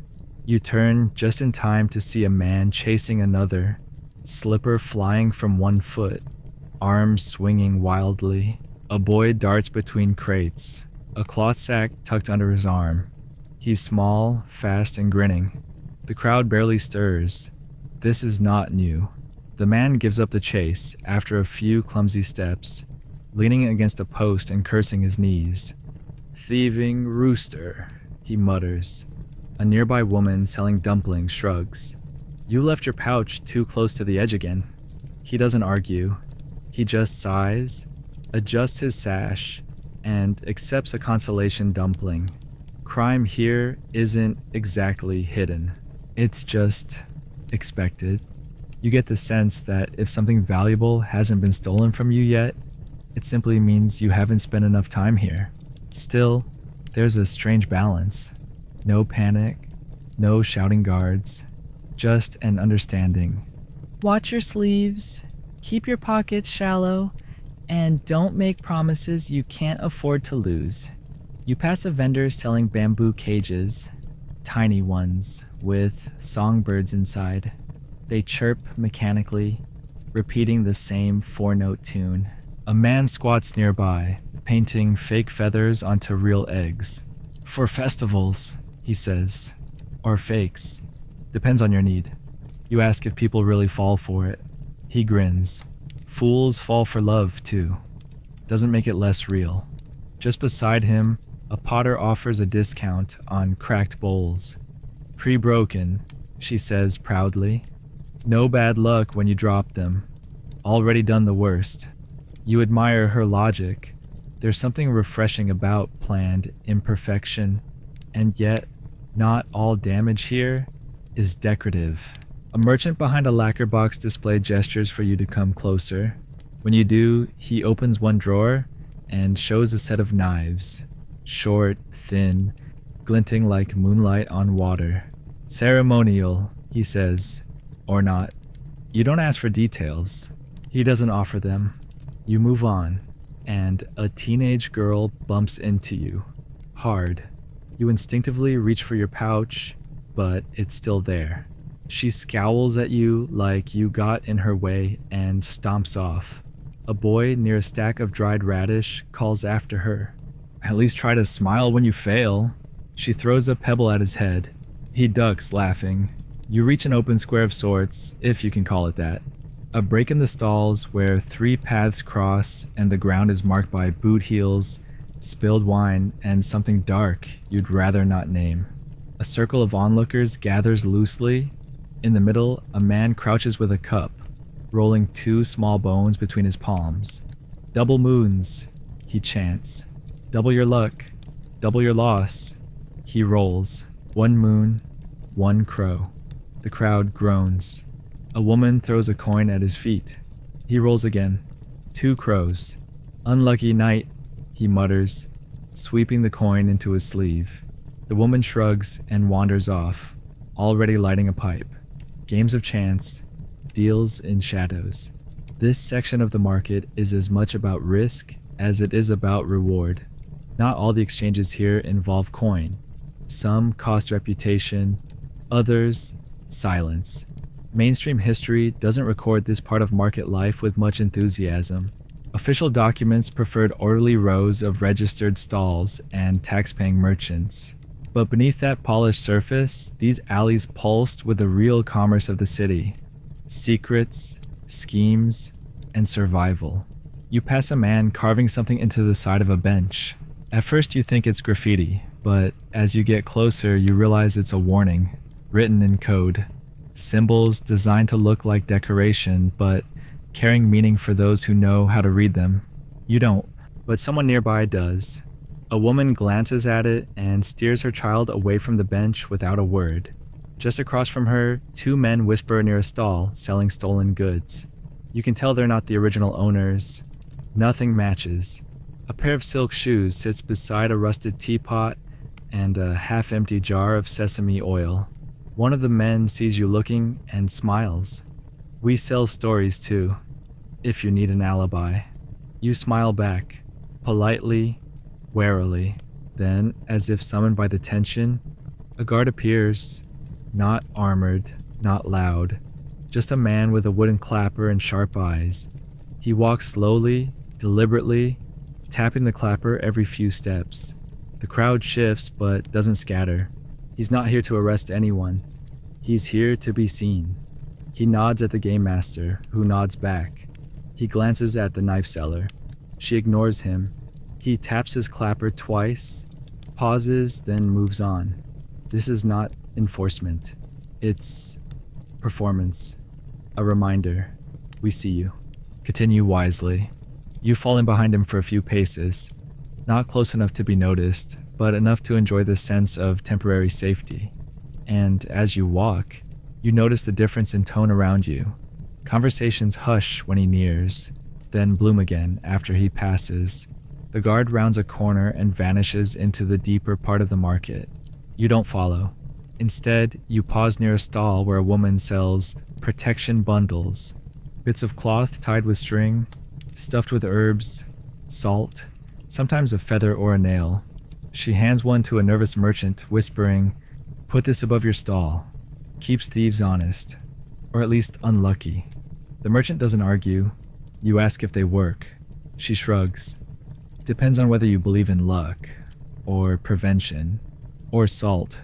You buy one, not because you need protection, just because it feels like the right thing to do. As you leave the square, the crowd grows thin again. The stalls are fewer, but the eyes more watchful. Everyone here looks like they're waiting for something, someone, an event that might or might not happen. You pass one last vendor, sitting alone beside a stack of baskets. He doesn't speak, doesn't sell, just carves notches into a piece of wood. When he sees you looking, he finally says, "Every line's a debt repaid. Every space between them is one still owed." You nod. Not because you understand, but because you feel like you're supposed to. And finally, the path begins to curve again. You leave behind the part of the market where risk sleeps with one eye open, where fortunes are made with dice and lost with a handshake. You walk away lighter maybe, or maybe just more aware of what hasn't been stolen from you yet. Either way, the night goes on. You drift from the edges of that crooked, calculated part of the market, your footsteps now quieter, more careful, not from fear, but from the echo of everything you just walked through. It takes a moment for the tension to loosen its grip on your shoulders. The alleys curve again, and with them comes a softening. The light warms, the space widens, and then, faintly at first, you hear it. The steady, unhurried beat of wooden clappers striking stone. Talk, talk, talk. The sound floats toward you like the ticking of an old clock, equal parts warning and lullaby. You follow it instinctively, like an animal responding to a familiar rhythm. And then you see them, two night guards, walking side by side down a wide lane lit by staggered lanterns. Each one carries a clapper in one hand, swinging it in time. Their other hands rest near the hilts of bamboo batons that look far more ceremonial than dangerous. Their faces are calm, unreadable, seasoned by repetition. One glances at you. He doesn't stop, doesn't speak, just meets your eyes for a second, nods, then looks forward again. That nod says everything. You're here. You're seen. You're part of the night now, whether you meant to be or not. They continue walking, and you match their pace a few steps behind, lulled by the quiet authority of their presence. As they pass stalls and doorways, small figures retreat into shadows or stand a little straighter. A man adjusting his baskets mutters a greeting. A child holding a dumpling hides it behind her back, then changes her mind and offers it up. The guard takes it with a chuckle and a thank you, then hands her a rice cake from his own pocket. It's more ritual than enforcement, a soft power. Mainstream records from the Joseon dynasty mention these night patrols with some regularity. They were responsible for more than crime control. They checked for fires, ensured curfews, and acted as the walking heartbeat of the sleeping city. But historians still argue whether their authority was respected or simply tolerated. Based on what you're seeing tonight, the truth is likely both. The guards turn left at the next junction, their silhouettes melting into the next lantern's glow. You stop following. This part of the market feels different now. Quieter, not in sound, but in spirit. It's as though the city is settling deeper into its dream. You pause near a small stone platform where three old men sit playing a board game that involves flat stones, lines scratched into wood, and rules you cannot begin to guess. They play in silence, except for occasional grunts and the ceremonial slap of a stone on board. One man scratches his chin thoughtfully. Another taps his cane on the ground twice. The third sighs, shakes his head, and mutters, "You always trap me with kindness." The others smile, just a little. You watch them for a while, then move on. Around the corner, a woman is sweeping the threshold of her stall. It's long closed for the night. Curtains drawn, goods packed. But she sweeps anyway. A ritual, perhaps. A way of inviting the next day to begin without debt. Her broom scratches against the stone rhythmically. She hums softly. You recognize the tune. It's the same one from the tavern's lullaby. A melody that belongs to the market more than any one person. Not far ahead, a small group of people gather in a loose circle. A young man stands at the center, holding a lantern with a broken handle. He seems nervous. Then he begins to speak. Not loudly, but with intention. He tells a story about a fisherman who caught a talking crab. The crab demanded to be let go, promising 3 wishes. The fisherman asked for the warm feet, a boat that wouldn't leak, and a wife who didn't hate soup. The crab agreed to the first 2, but only if the fisherman promised never to complain about salt again. The crowd chuckles in soft waves. You realize it's not the story that matters. It's the telling, the courage, the rhythm, the warmth of voices joining in the night. Behind them, a pair of street dogs curl beside a clay stove that still emits a bit of warmth. They're not guard dogs. They're market dogs. Not owned, but cared for, belonging to everyone and no one. One lifts its head as you walk by, gives a brief tail wag, then returns to sleep. Further along, you come to a bridge that crosses a narrow stream. The water glistens with faint reflections of stars and soot-darkened lanterns. A guard stands at the other end, not blocking the way, just leaning lazily on the railing, watching the water pass like it might whisper secrets.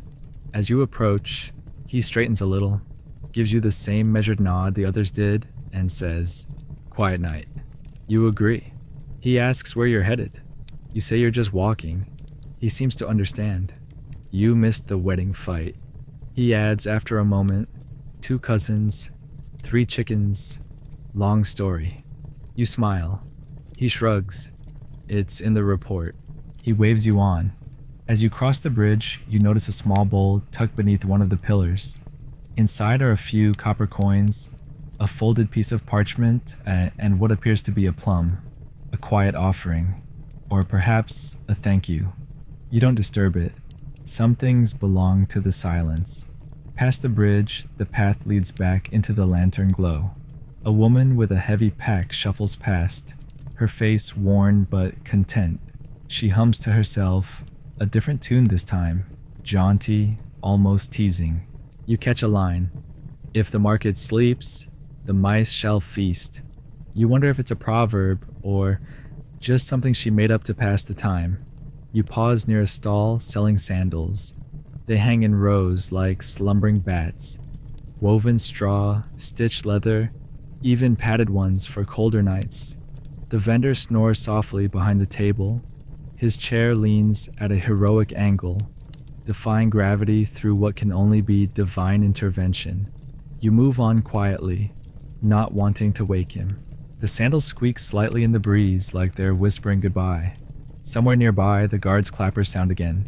Further now, fainter, but still there, still steady. You walk on, and in the distance, you hear a soft thud and a quick gasp. Someone has dropped something. You don't turn to look. Whatever it is, someone else will pick it up. That's how it works here. The market is never really one place. It's 1,000 small kindnesses and stumbles, strung together like lanterns on a line.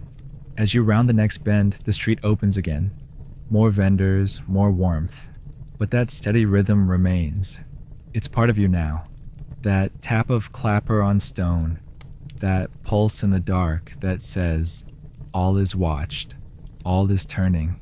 And as the wind shifts, carrying the faint scent of pine smoke and plum wine, you realize that in the quietest corners of the market, the strongest hands are the ones that make no noise. You leave the gentle watch of the night guards behind, and the market swells again. Not louder, but thicker, like the night has steeped itself a little longer in its own brew. A bend in the path brings a change in scent first, smoke, heavy and primal. Not incense, not firewood.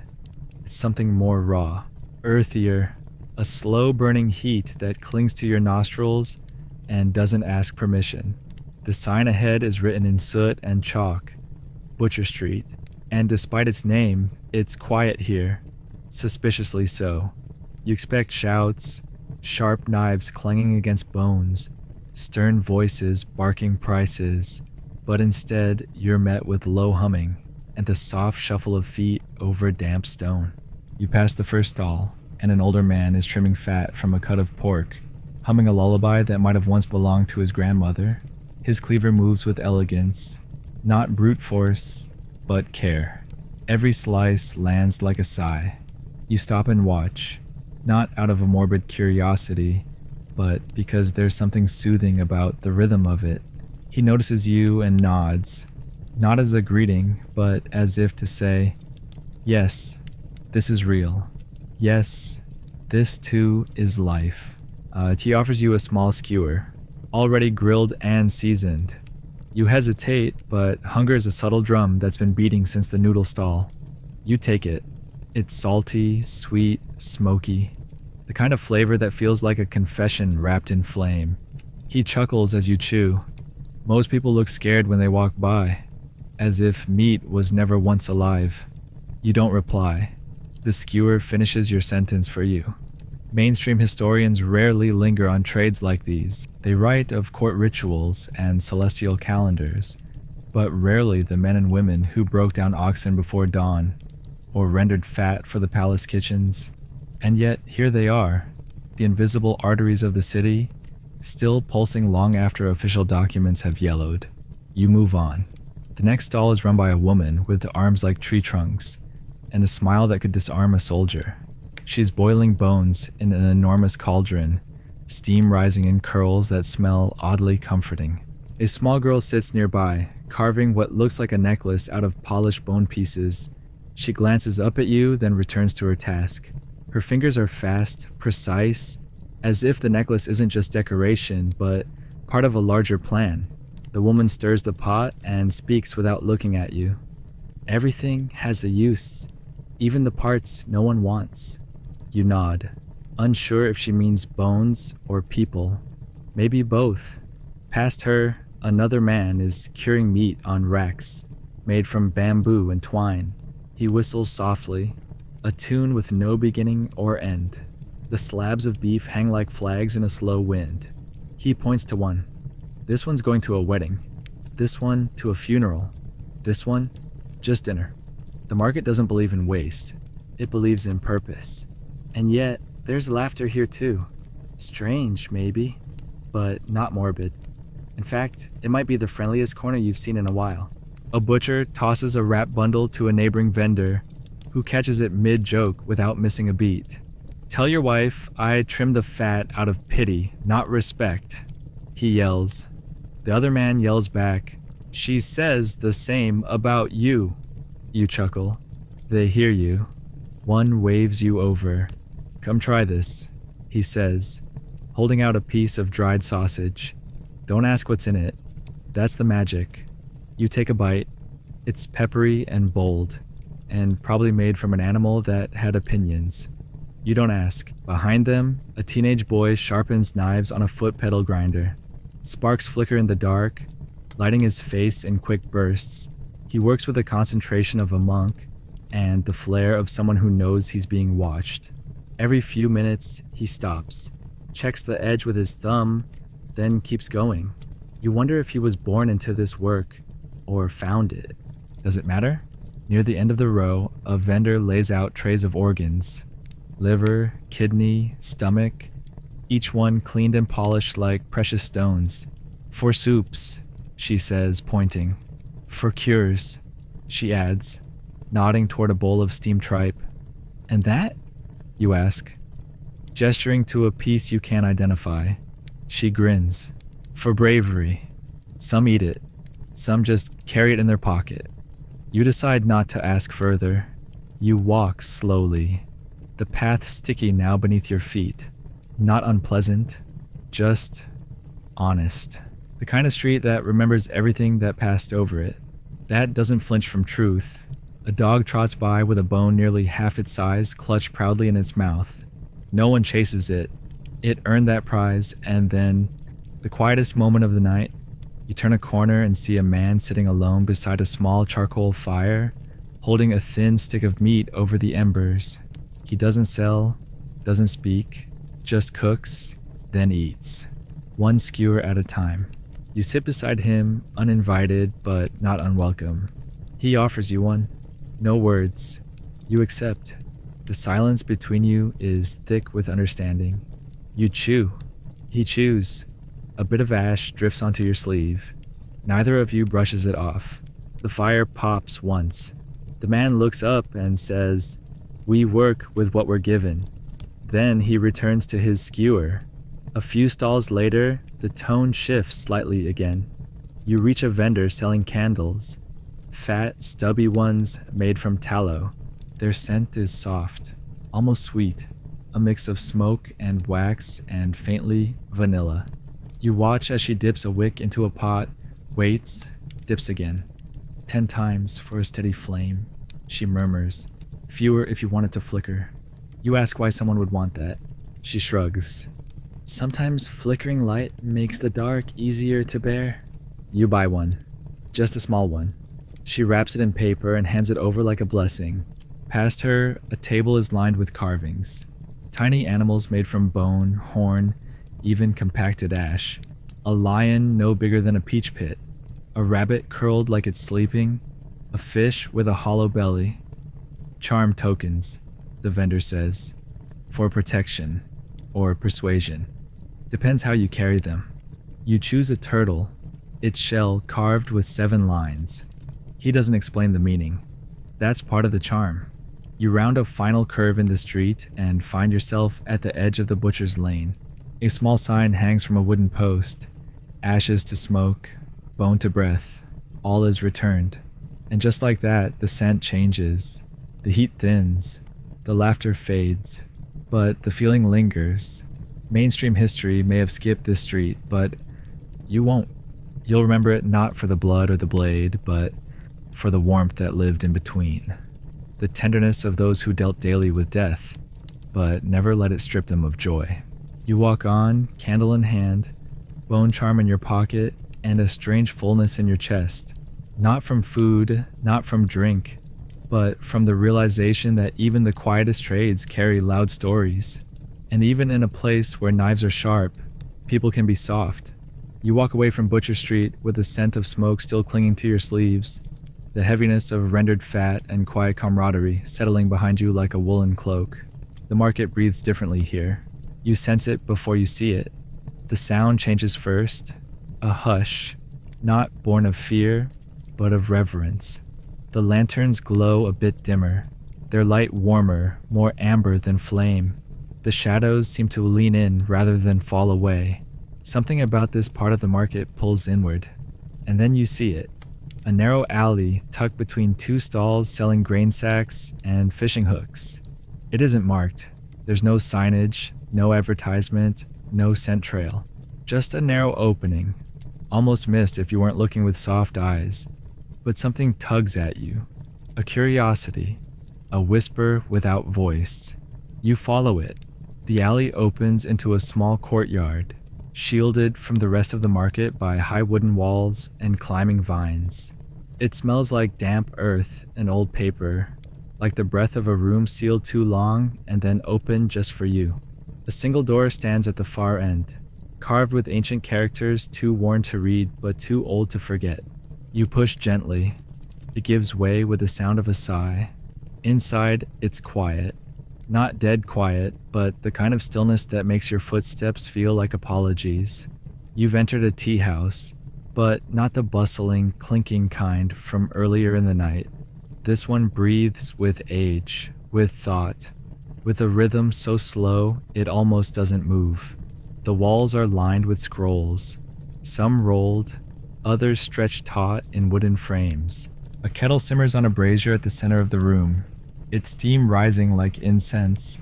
A monk sits cross-legged behind a low counter, hands resting lightly on a teacup as if it were a sleeping bird. He looks up as you enter, not surprised. He gestures silently to the empty cushion across from him. You sit. He pours tea. Green, hot, unfussed. No sugar, no honey. Just the leaf, the water, and the heat. He says, finally, "You've walked a long path." You nod, though you're not sure if he means tonight or always. He offers no questions, no riddles, no instruction, just tea. And silence. It's more than enough. You sip. It's bitter, then warm, then something else entirely. Calm, perhaps, or memory. A taste that doesn't live on the tongue, but somewhere deeper. He pours again, then says, "Time doesn't move here. It remembers." You don't respond. Some phrases aren't meant to be answered. He nods slightly, as if you passed a test you didn't know you were taking. On a nearby table lies a small stone sculpture of a tortoise holding a lantern on its back. You point to it. "Why a tortoise?" you ask. The monk smiles, because it sees both ends of the road at once, and chooses not to rush either. He gestures toward the scrolls lining the wall. Each one, he says, was written by someone who thought they were alone, but every word has an echo. You sip again. The tea cools slightly, and so do you. The warmth that spread earlier now sinks deeper beneath the ribs, into a place you'd forgotten existed. One scroll nearby catches your eye. It bears a single character, a jing, jong, stillness. But it isn't just inked. It's carved into the paper, almost torn, like the writer needed the silence to shout. You ask about it. The monk answers, written by a warrior, after he put his sword down for the last time. You sit in the stillness, letting it stretch. Around you, the room doesn't feel old. It feels eternal, like it's existed outside the market or before it, like the market itself might dissolve. But this room would remain. Mainstream records barely mention places like this. Tea houses were common, yes, but quiet ones, unmarked ones, the kind reserved for those who don't seek them, those are the places history forgets, but the soul remembers. Historians still argue whether such hidden tea houses served political rebels, aging monks, or simply those tired of noise. Perhaps all three. The monk stands not abruptly, but like a tree rising with the sun. He walks to a narrow shelf, selects a book, and sets it in front of you. You open it. The pages are blank. He says, "You filled it already, just not with ink." You leave it open. He closes it with one finger. Sometimes the ending writes itself. There's no charge for the tea, no farewell ritual. You rise, bow slightly, and step back into the market air, which feels louder now, even though nothing has changed. The door shuts behind you without latch or lock. You wonder if you'll ever find it again, or if it found you just once and considers that enough. You follow a narrow path back toward the main corridor of the market, your breath moving slower now, your thoughts less tangled, but you're not quite ready for the noise again. Not yet. So you veer slightly to the left, where another cluster of small stalls leans into the edge of the tea house's calm. Here, scroll sellers work by candlelight, not selling words, but the tools to write them. Brushes of rabbit, fox, and wolf hair, inkstones shaped like rivers and dragons, stacks of paper so thin the light passes through them like wind through fog. A scholar sits with legs crossed on a reed mat, muttering to himself as he dabs ink onto parchment. You move closer. He's not writing a poem. He's crossing one out, line by line, brush soaked with frustration, whispering apologies to the muse he betrayed.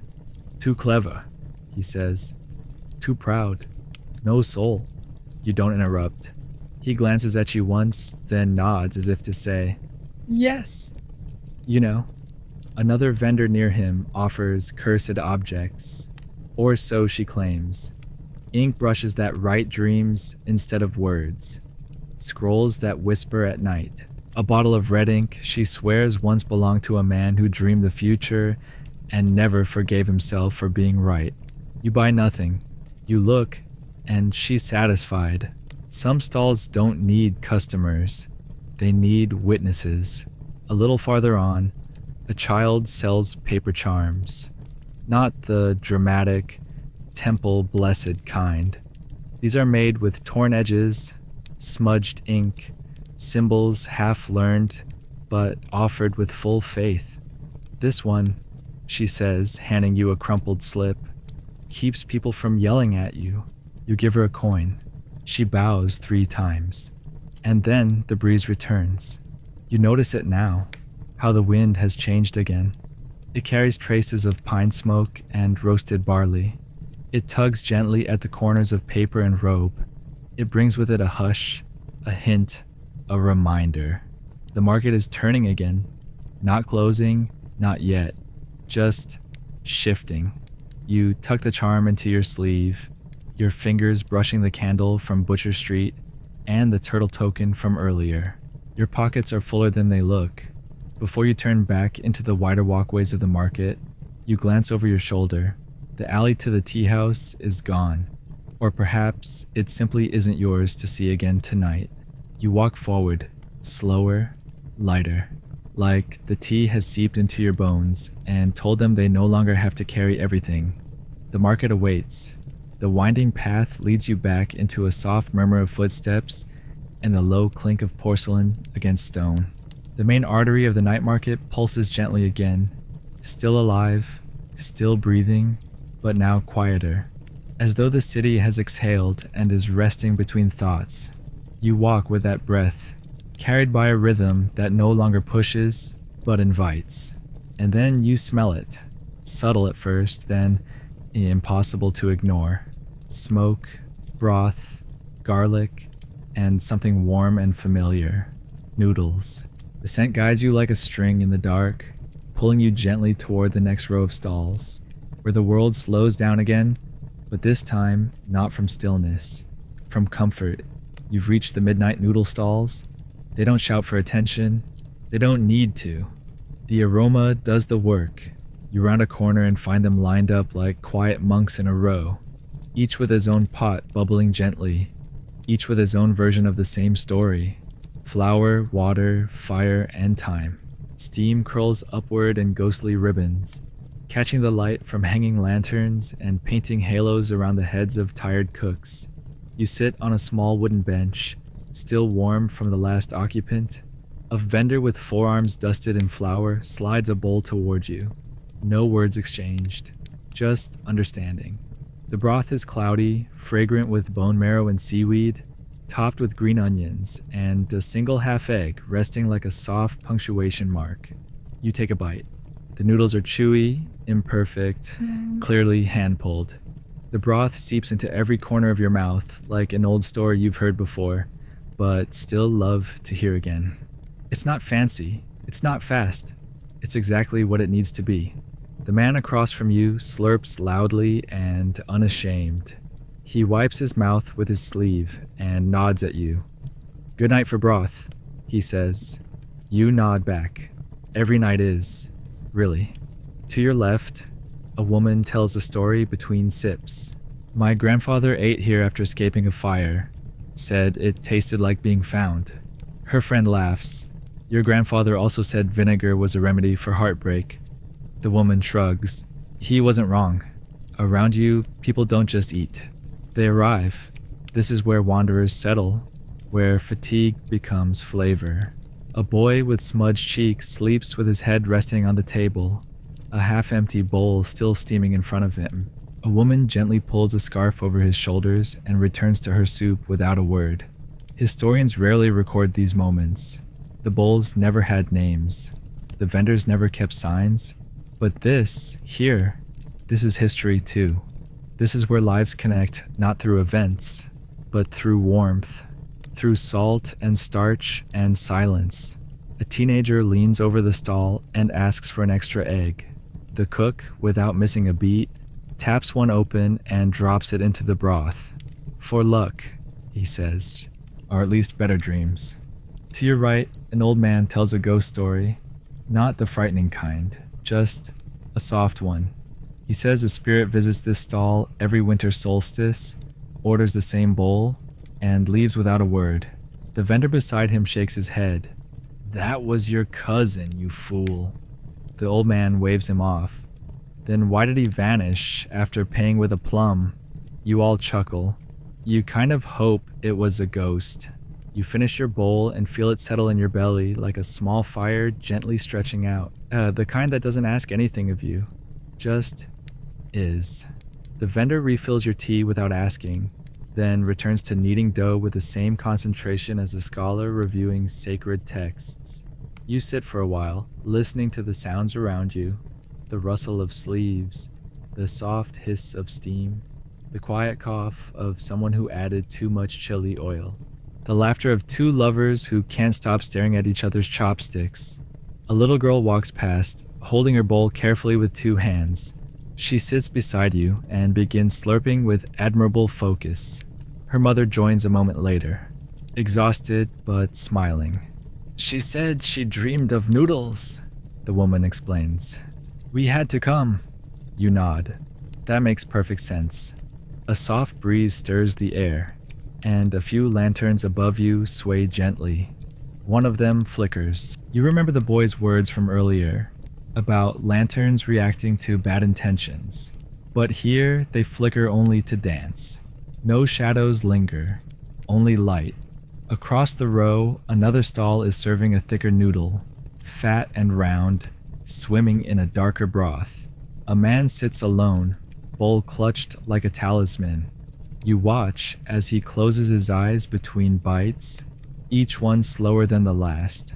He's not eating anymore. He's remembering, or maybe forgetting. You rise and wander down the row. Another vendor calls out softly, offering you a taste. It's a different style. Colder noodles with sesame and cucumber. Sharp, refreshing, a contrast to the warmth you just had. You nod in appreciation. He grins. Everyone needs balance, he says. Mainstream culinary texts may mention these stalls in passing, often buried beneath commentary on royal feasts or aristocratic tastes. But in truth, this is where the soul of a city eats. Not in banquet halls, but on stools with one wobbly leg. Not with silk napkins, but with sleeves and patience and chopsticks that have seen better days. You buy one more bowl, just because. It's thinner, clearer, with soft dumplings floating like clouds. You sit at the end of the row this time, watching the market from a quiet edge. A couple arrives, sharing a scarf and giggling like children. A delivery man leans his bike against the wall and exhales deeply before ordering. A group of students sit in a row, not speaking, just eating in unison like monks. Everything here moves in its own time, slow, intentional, unhurried by the outside world. You realize, maybe for the first time tonight, that this isn't just about food. It's about return. No matter where people have been, high court, back alleys, taverns, tea houses, they end up here, at a table, with steam rising and stories softening. As you sip the last of your broth, the vendor hands you a small cloth napkin. "Keep it," he says. "You'll want something warm later." You nod, tuck it into your sleeve, and stand. You walk slowly past the remaining stalls, bowing slightly to each cook. They nod back, as if to say, "We saw you. You were here. You mattered." The scent lingers as you step away. It follows you not like smoke, but like memory. A trail of warmth curling gently around your collar, whispering that no matter where you go, you can always come back. You glance up at the moon, still hanging above the rooftops, watching like an old friend who doesn't need to speak. The wind shifts again, lanterns sway, and somewhere behind you, a child giggles with a mouthful of noodles. You keep walking, full in more ways than one.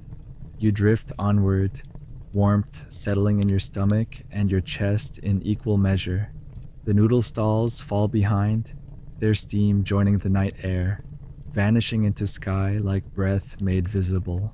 The path narrows again, as if gently guiding you somewhere quieter. The lanterns here glow lower, casting soft gold on wet stone. You hear the faint sound of raindrops, not falling exactly, but beginning. A whisper of moisture pattering against tiled rooftops and curled paper eaves. Rain has a different voice at night. It doesn't crash, it seeps. It speaks softly to things forgotten, to cracks in the road and the crevices between words. You look up, the sky is a washed out canvas, clouds moving like tired monks. The first drop lands on your cheek, delicate as a secret, then another, and soon a rhythm begins. Not quite a downpour, just enough to ripple the puddles that had already been waiting patiently. You walk slowly now, careful with your steps. The stone path is slick, but familiar. It's the kind of wetness the market knows, the kind it was built to cradle. Small rivulets form along the edges of stalls, guiding the rain into corners and troughs. Someone long ago thought of this, how water moves, how it flows. You pass a vendor covering jars of fermented radish with wax cloth, her hands moving methodically, without panic, just practice. A child helps her, holding the cloth taut while she ties the strings. They don't speak, they don't need to. The rain has said enough. Further along, a man sits beneath a shallow awning, playing a jangu, a double-headed drum, very softly. His fingers are bare, striking skin with measured taps, a rhythm to meet the rain halfway. Not resist it, just match it. Around him, no one gathers, no audience, just the echo of wood and drum skin, wrapped in falling mist. You stop nearby, letting the sound settle into your chest. It's not music in the usual sense, it's punctuation.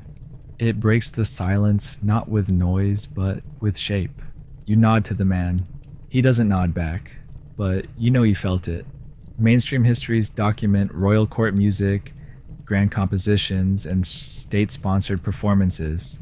But these rhythms, this quiet accompaniment to weather and weariness, rarely make it into the official story. Still, it's here, still beating. The alley curves, and you find yourself beneath a row of tiled rooftops. Water drips in rhythmic intervals from their corners, landing in pots, puddles, wooden gutters. The sound is hypnotic. You pause beneath one and let it drum lightly on your shoulder. You don't flinch. You welcome it. This is not the kind of rain that demands escape. It's the kind that asks you to stay, just for a moment longer. Ahead, a small pavilion sits slightly raised on a wooden platform. Inside, 3 elderly women are seated in a triangle, peeling chestnuts and murmuring in a dialect you can't quite follow. One of them laughs, a low, scratchy sound like wet leaves being stepped on. The others chuckle, then resume their task. One of them looks up and sees you. She raises an eyebrow and gestures to an empty spot beside her with a chestnut in hand. You step up, slowly, respectfully. She hands you a small knife and a chestnut. No words, just work. You peel. It isn't elegant. The skin clings stubbornly. One of the women snorts at your attempt, then silently demonstrates the twist of the wrist, the angle of the blade. You try again. Better. Not good, but better. They don't ask where you're from or where you're going. You're peeling chestnuts, and that's all the identity you need here. The rain continues its quiet conversation with the roof above. One of the women begins humming, tunelessly. Another cracks a joke about a chicken that married a walnut. The third snickers but doesn't translate. You laugh anyway. The bowl fills slowly. When it's done, they pour the chestnuts into a pot, add a few slices of ginger, and set it on a low brazier to stew. You're offered a cup of barley tea while it simmers. It tastes like warmth, remembering where it came from.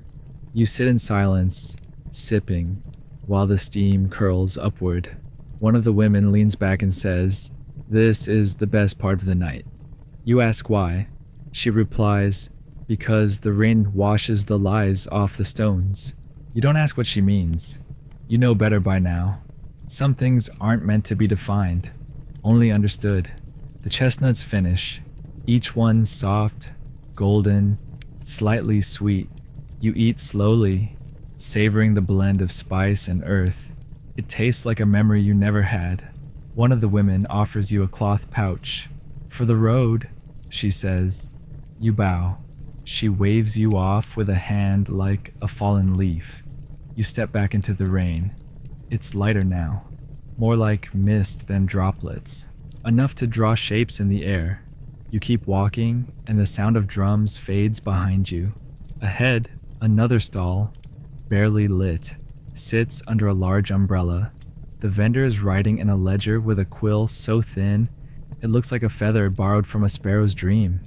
You glance at the pages. They're filled with names, dates, items, but not for sale. These aren't customers. These are stories. Notes about what was said, who sat where, what joke made someone cry. He catches you looking and says, "I forget things unless I write them down."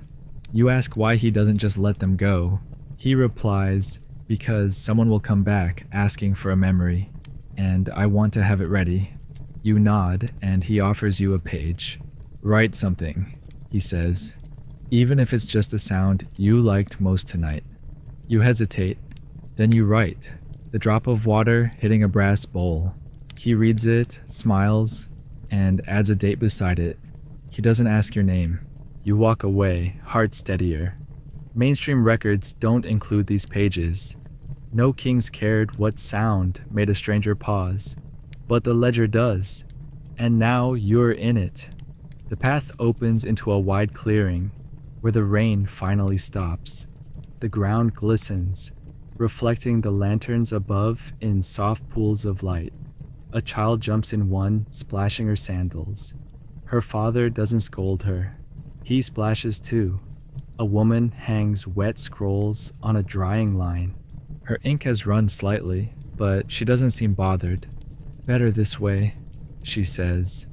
The words feel like they're dreaming. You pass one final corner where an old man sits on a stool playing a small bamboo flute. The melody rises gently, like steam from tea. It floats above the market, curling around the rafters and climbing into the sky. He doesn't play for coins or praise. He plays because something inside him needs to speak, and music listens best. You sit for a moment on the low stone wall nearby, letting the melody wash over you. You close your eyes. You don't sleep, but you rest in that space just before sleep, where sound becomes feeling and time forgets how to count. You hear laughter far away now, and footsteps, and the distant echo of someone calling for their sibling. The market hasn't ended. It continues. But in this moment, you are still. You are part of the rain, part of the drum, part of the note lingering in the air, and somewhere behind you, your name sits quietly on a page of someone's ledger, waiting, remembering. You rise slowly from the low stone wall, the bamboo flute's final note still echoing in the space between heartbeats. The market stretches ahead, familiar now, not in geography, but in feeling. You don't need to know every stall or alley. The market is no longer a place you navigate. It's a place you belong to, a rhythm you folded into. Your steps move without intention now, not seeking anything, just flowing. The sky is darker than before, not because the night has deepened, but because the lanterns glow softer, fewer. Some have already been snuffed out, leaving behind curls of smoke that spiral like lazy thoughts. Rain no longer falls, but the streets are still slick, puddles reflecting pinpricks of warm light like the stars decided to come down and rest. And then, as if conjured by your quiet pace, a new sound reaches your ears.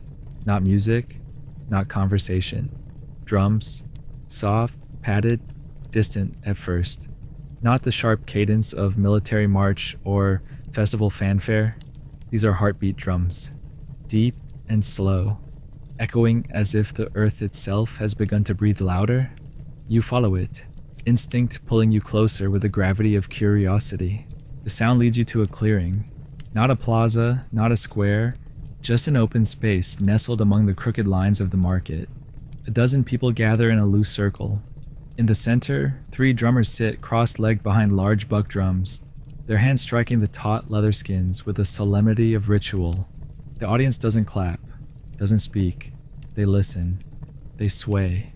You find a place among them, seated beside a woman folding her sleeves over her knees, her gaze fixed on the movement of the player's arms. The drums don't command attention. They invite it. Each beat lands with a sense of inevitability, as if it's always been playing, and only now are you close enough to hear. You close your eyes for a moment. Let it wash over you. Boom. Pause. Boom boom. Pause. It sounds like a story being told by someone who refuses to rush, like words without language, sentences made from vibration. Beside you, the woman leans in and whispers, "They drum to mark the time, not of the night, but of the self." You turn to look at her, but she's already facing forward again, as if the explanation was not hers but borrowed. A phrase passed from listener to listener like a ceremonial cup. A man steps forward and begins to dance. Slowly, deliberately, his sleeves flow like ink in water. He moves not on beat, but within it, as if the rhythm is inside his joints. His face is still, but his arms speak. A gesture forward, a pause, a spin so slow it barely qualifies as motion. The drum shifts slightly to meet him, lower now, softer, like breathing during sleep. Historians often document royal rituals and processions with choreography timed to astronomical precision. But these movements, here, tonight, this is another kind of rite. Not for show, not for legacy, for release.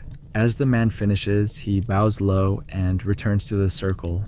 Another rises, a young girl this time, no more than 12. She doesn't dance.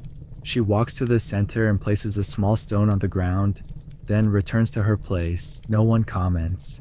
The act is accepted, folded into the moment like another beat. You realize this is not performance. It's permission, an open space where the night allows people to shed something. A woman hums softly behind you. The tune is unfamiliar, yet comforting. You turn, but she's not singing anymore. She simply looks at you, holds your gaze for a second too long, then nods. You nod back. You don't know what either of you just agreed to, but you know it was true. Someone hands you a small bowl. Rice porridge. Simple and unseasoned, warm in the hand. You didn't ask for it, but you take it, sip it slowly. It tastes like waking up from a long dream where you forgot your name and only just remembered it. A gust of wind blows through the clearing, and several lanterns flicker. One goes out entirely. No one relights it. Darkness here isn't an enemy, it's a witness. The drumming stops. The silence is immediate, profound, alive. It doesn't feel like absence. It feels like culmination. The circle breathes together, no applause, no words, and then, one by one, the listeners begin to leave. Not in a rush, not reluctantly, just naturally, like steam rising. The man who danced helps an old woman to her feet. The girl who placed the stone walks past you, trailing her fingers along the edge of a worn bench. You remain for a moment longer. A drumhead glows faintly in the lamplight, still humming from the final strike. You reach out, not to touch, but to feel the air around it. Warm, silent, full, Mainstream history doesn't record the quietest ceremonies, the ones with no names, no leaders, no script, but they happen. And those who witness them carry them forward, not in books, but in their breath, their choices, their silences. As you rise to leave, someone presses a folded slip of paper into your hand. You look down. It bears a single character. She, seek, rest, not just sleep, restoration. You tuck it into your sleeve and walk away, feet softer now. The market path curves again, and you find yourself under a canopy of drying herbs strung like garlands between posts. The scent of mugwort, mint, and dried chrysanthemum blends into the air. A woman sits beneath them, weaving twine through bundles. "You smell like drums," she says as you pass. You laugh. "I feel like drums." She nods. "Good. You're softening." Beyond her, a man sells paper umbrellas, some fresh and brightly painted, others weathered and patched. You admire one that bears the image of a crane standing in rain. He hands it to you without speaking. You open it and continue walking beneath its shade, even though the rain has long stopped. It feels right. The sky above has shifted again. The first threads of dawn, so pale they almost go unnoticed, begin to stretch along the horizon. The stars thin out. The market begins its last stretch of night. It's not over, but it's changing. You pass a stall with sleeping cats curled among folded cloth. A vendor snores behind the counter, a brush still in his hand. Ink stains his sleeve. You bow slightly as you pass. He doesn't wake, but the cats lift their heads, blink slowly, and then return to their dreams. In the distance, another drum sounds. Just one beat. Then silence, a goodbye, or a reminder. You stop by a small water basin and wash your hands, watching the ripples glide outward. Your reflection wavers. Tired, content, no longer a visitor. You are part of the market now. The edge of the market no longer feels like a boundary. It feels like a deep exhale. The stalls thin out. The chatter quiets. The scent of roasted things and fermented things and fried things has faded into something gentler. Wood smoke, damp cloth, a faint trace of morning porridge warming in a pot not yet stirred. The lanterns now hang low, some dim to glowing embers, others extinguished entirely. Only a few remain, swaying softly in the wind, casting long stretched shadows across the stone path. Your own reflection moves ahead of you in a puddle, elongated, blurred. You follow it, though it no longer matters where you go. The market has taken you in, walked you through its pulse and pause, and now it walks you out again, one careful step at a time. You notice that the stalls here aren't bustling or brimming with goods. They're folded, half-packed, waiting, blankets drawn over baskets, lids closed over jars. The market isn't gone. It's sleeping with one eye open. You pass a man sitting cross-legged on an overturned basket, tying knots into a rope with such focus you'd think the future depended on it. When he finishes, he sets the rope beside him and begins another, not looking up. You ask what he's making. He answers, "Morning." You don't ask again. A few steps on, a woman is sweeping rainwater out of her stall with a long straw broom. She's not hurried. Her strokes are slow and even, not to clean the path, but to remind it it's still cared for. She sees you and smiles. "Did you find what you weren't looking for?" she asks. You say yes. She nods. "Good. Then you can leave." Mainstream maps of historical marketplaces tend to end where walls and gates do, but no gate marks this edge. No bell signals closing time. You're just here, and then gradually, you're elsewhere. You round one last curve and step onto a broader path. The stones flatter, the sky wider. The eastern rim of the horizon glows in soft blue now. No sun yet, but the idea of sun. A quiet promise. You pass a stall selling nothing but feathers. Bundles of crane, pheasant, sparrow, even crow, each tied with a silk thread, laid in rows like quills before a blank scroll. The vendor offers you one. You choose a gray one with a bent tip. He tucks it behind your ear. "Now you're ready," he says. You don't ask for what. Ahead, an old woman tends a brazier. It holds no fire now, only warm ash. She stirs it once, then pours water over the coals. A soft hiss, like a sigh. "We've fed the night," she murmurs. "Let it rest full." You bow to her. She doesn't bow back, but her eyes say she saw it. You walk on, and the path leads you toward the final stretch. You pass the quiet outlines of once busy stalls, now shadows of commerce and chatter. A single pair of shoes sits neatly beside a woven mat. Someone is asleep inside, or gone, or both. In the middle of the lane, a young man kneels and paints something onto the stones with water. A single brushstroke at a time, no ink, just water and movement. The characters vanish almost as quickly as they appear, fading before you can read them. You ask why he bothers. He says because it still mattered while it lasted. You nod. So does he. That's enough. You keep walking. The sky shifts from deep blue to gray blue to the faintest shade of lavender. The lanterns look pale now, their glow outmatched by the coming light. One by one, they're snuffed. You hear the soft pinch of a wick, the crackle of oil spent. A child runs past barefoot, giggling, chasing a paper butterfly tied to a stick. Her mother walks behind, not chasing, not calling, just watching, trusting. You step aside. The butterfly flutters past your knees. The child doesn't notice you, but the wind she carries does. You pass a stall that's already completely packed. A small sign leans against a crate. It reads, "Thank you for walking gently. You hadn't realized you had, but maybe you did." At the far end of the lane, just before the market dissolves into open space, a man sits on a stool facing away from the path. He's sketching. You see his paper filled with messy ink, drawings of shoes, baskets, half-eaten bowls, the bend of someone's neck, the curve of a sleeping cat. You stop. He senses you and says without turning, "You're the last one."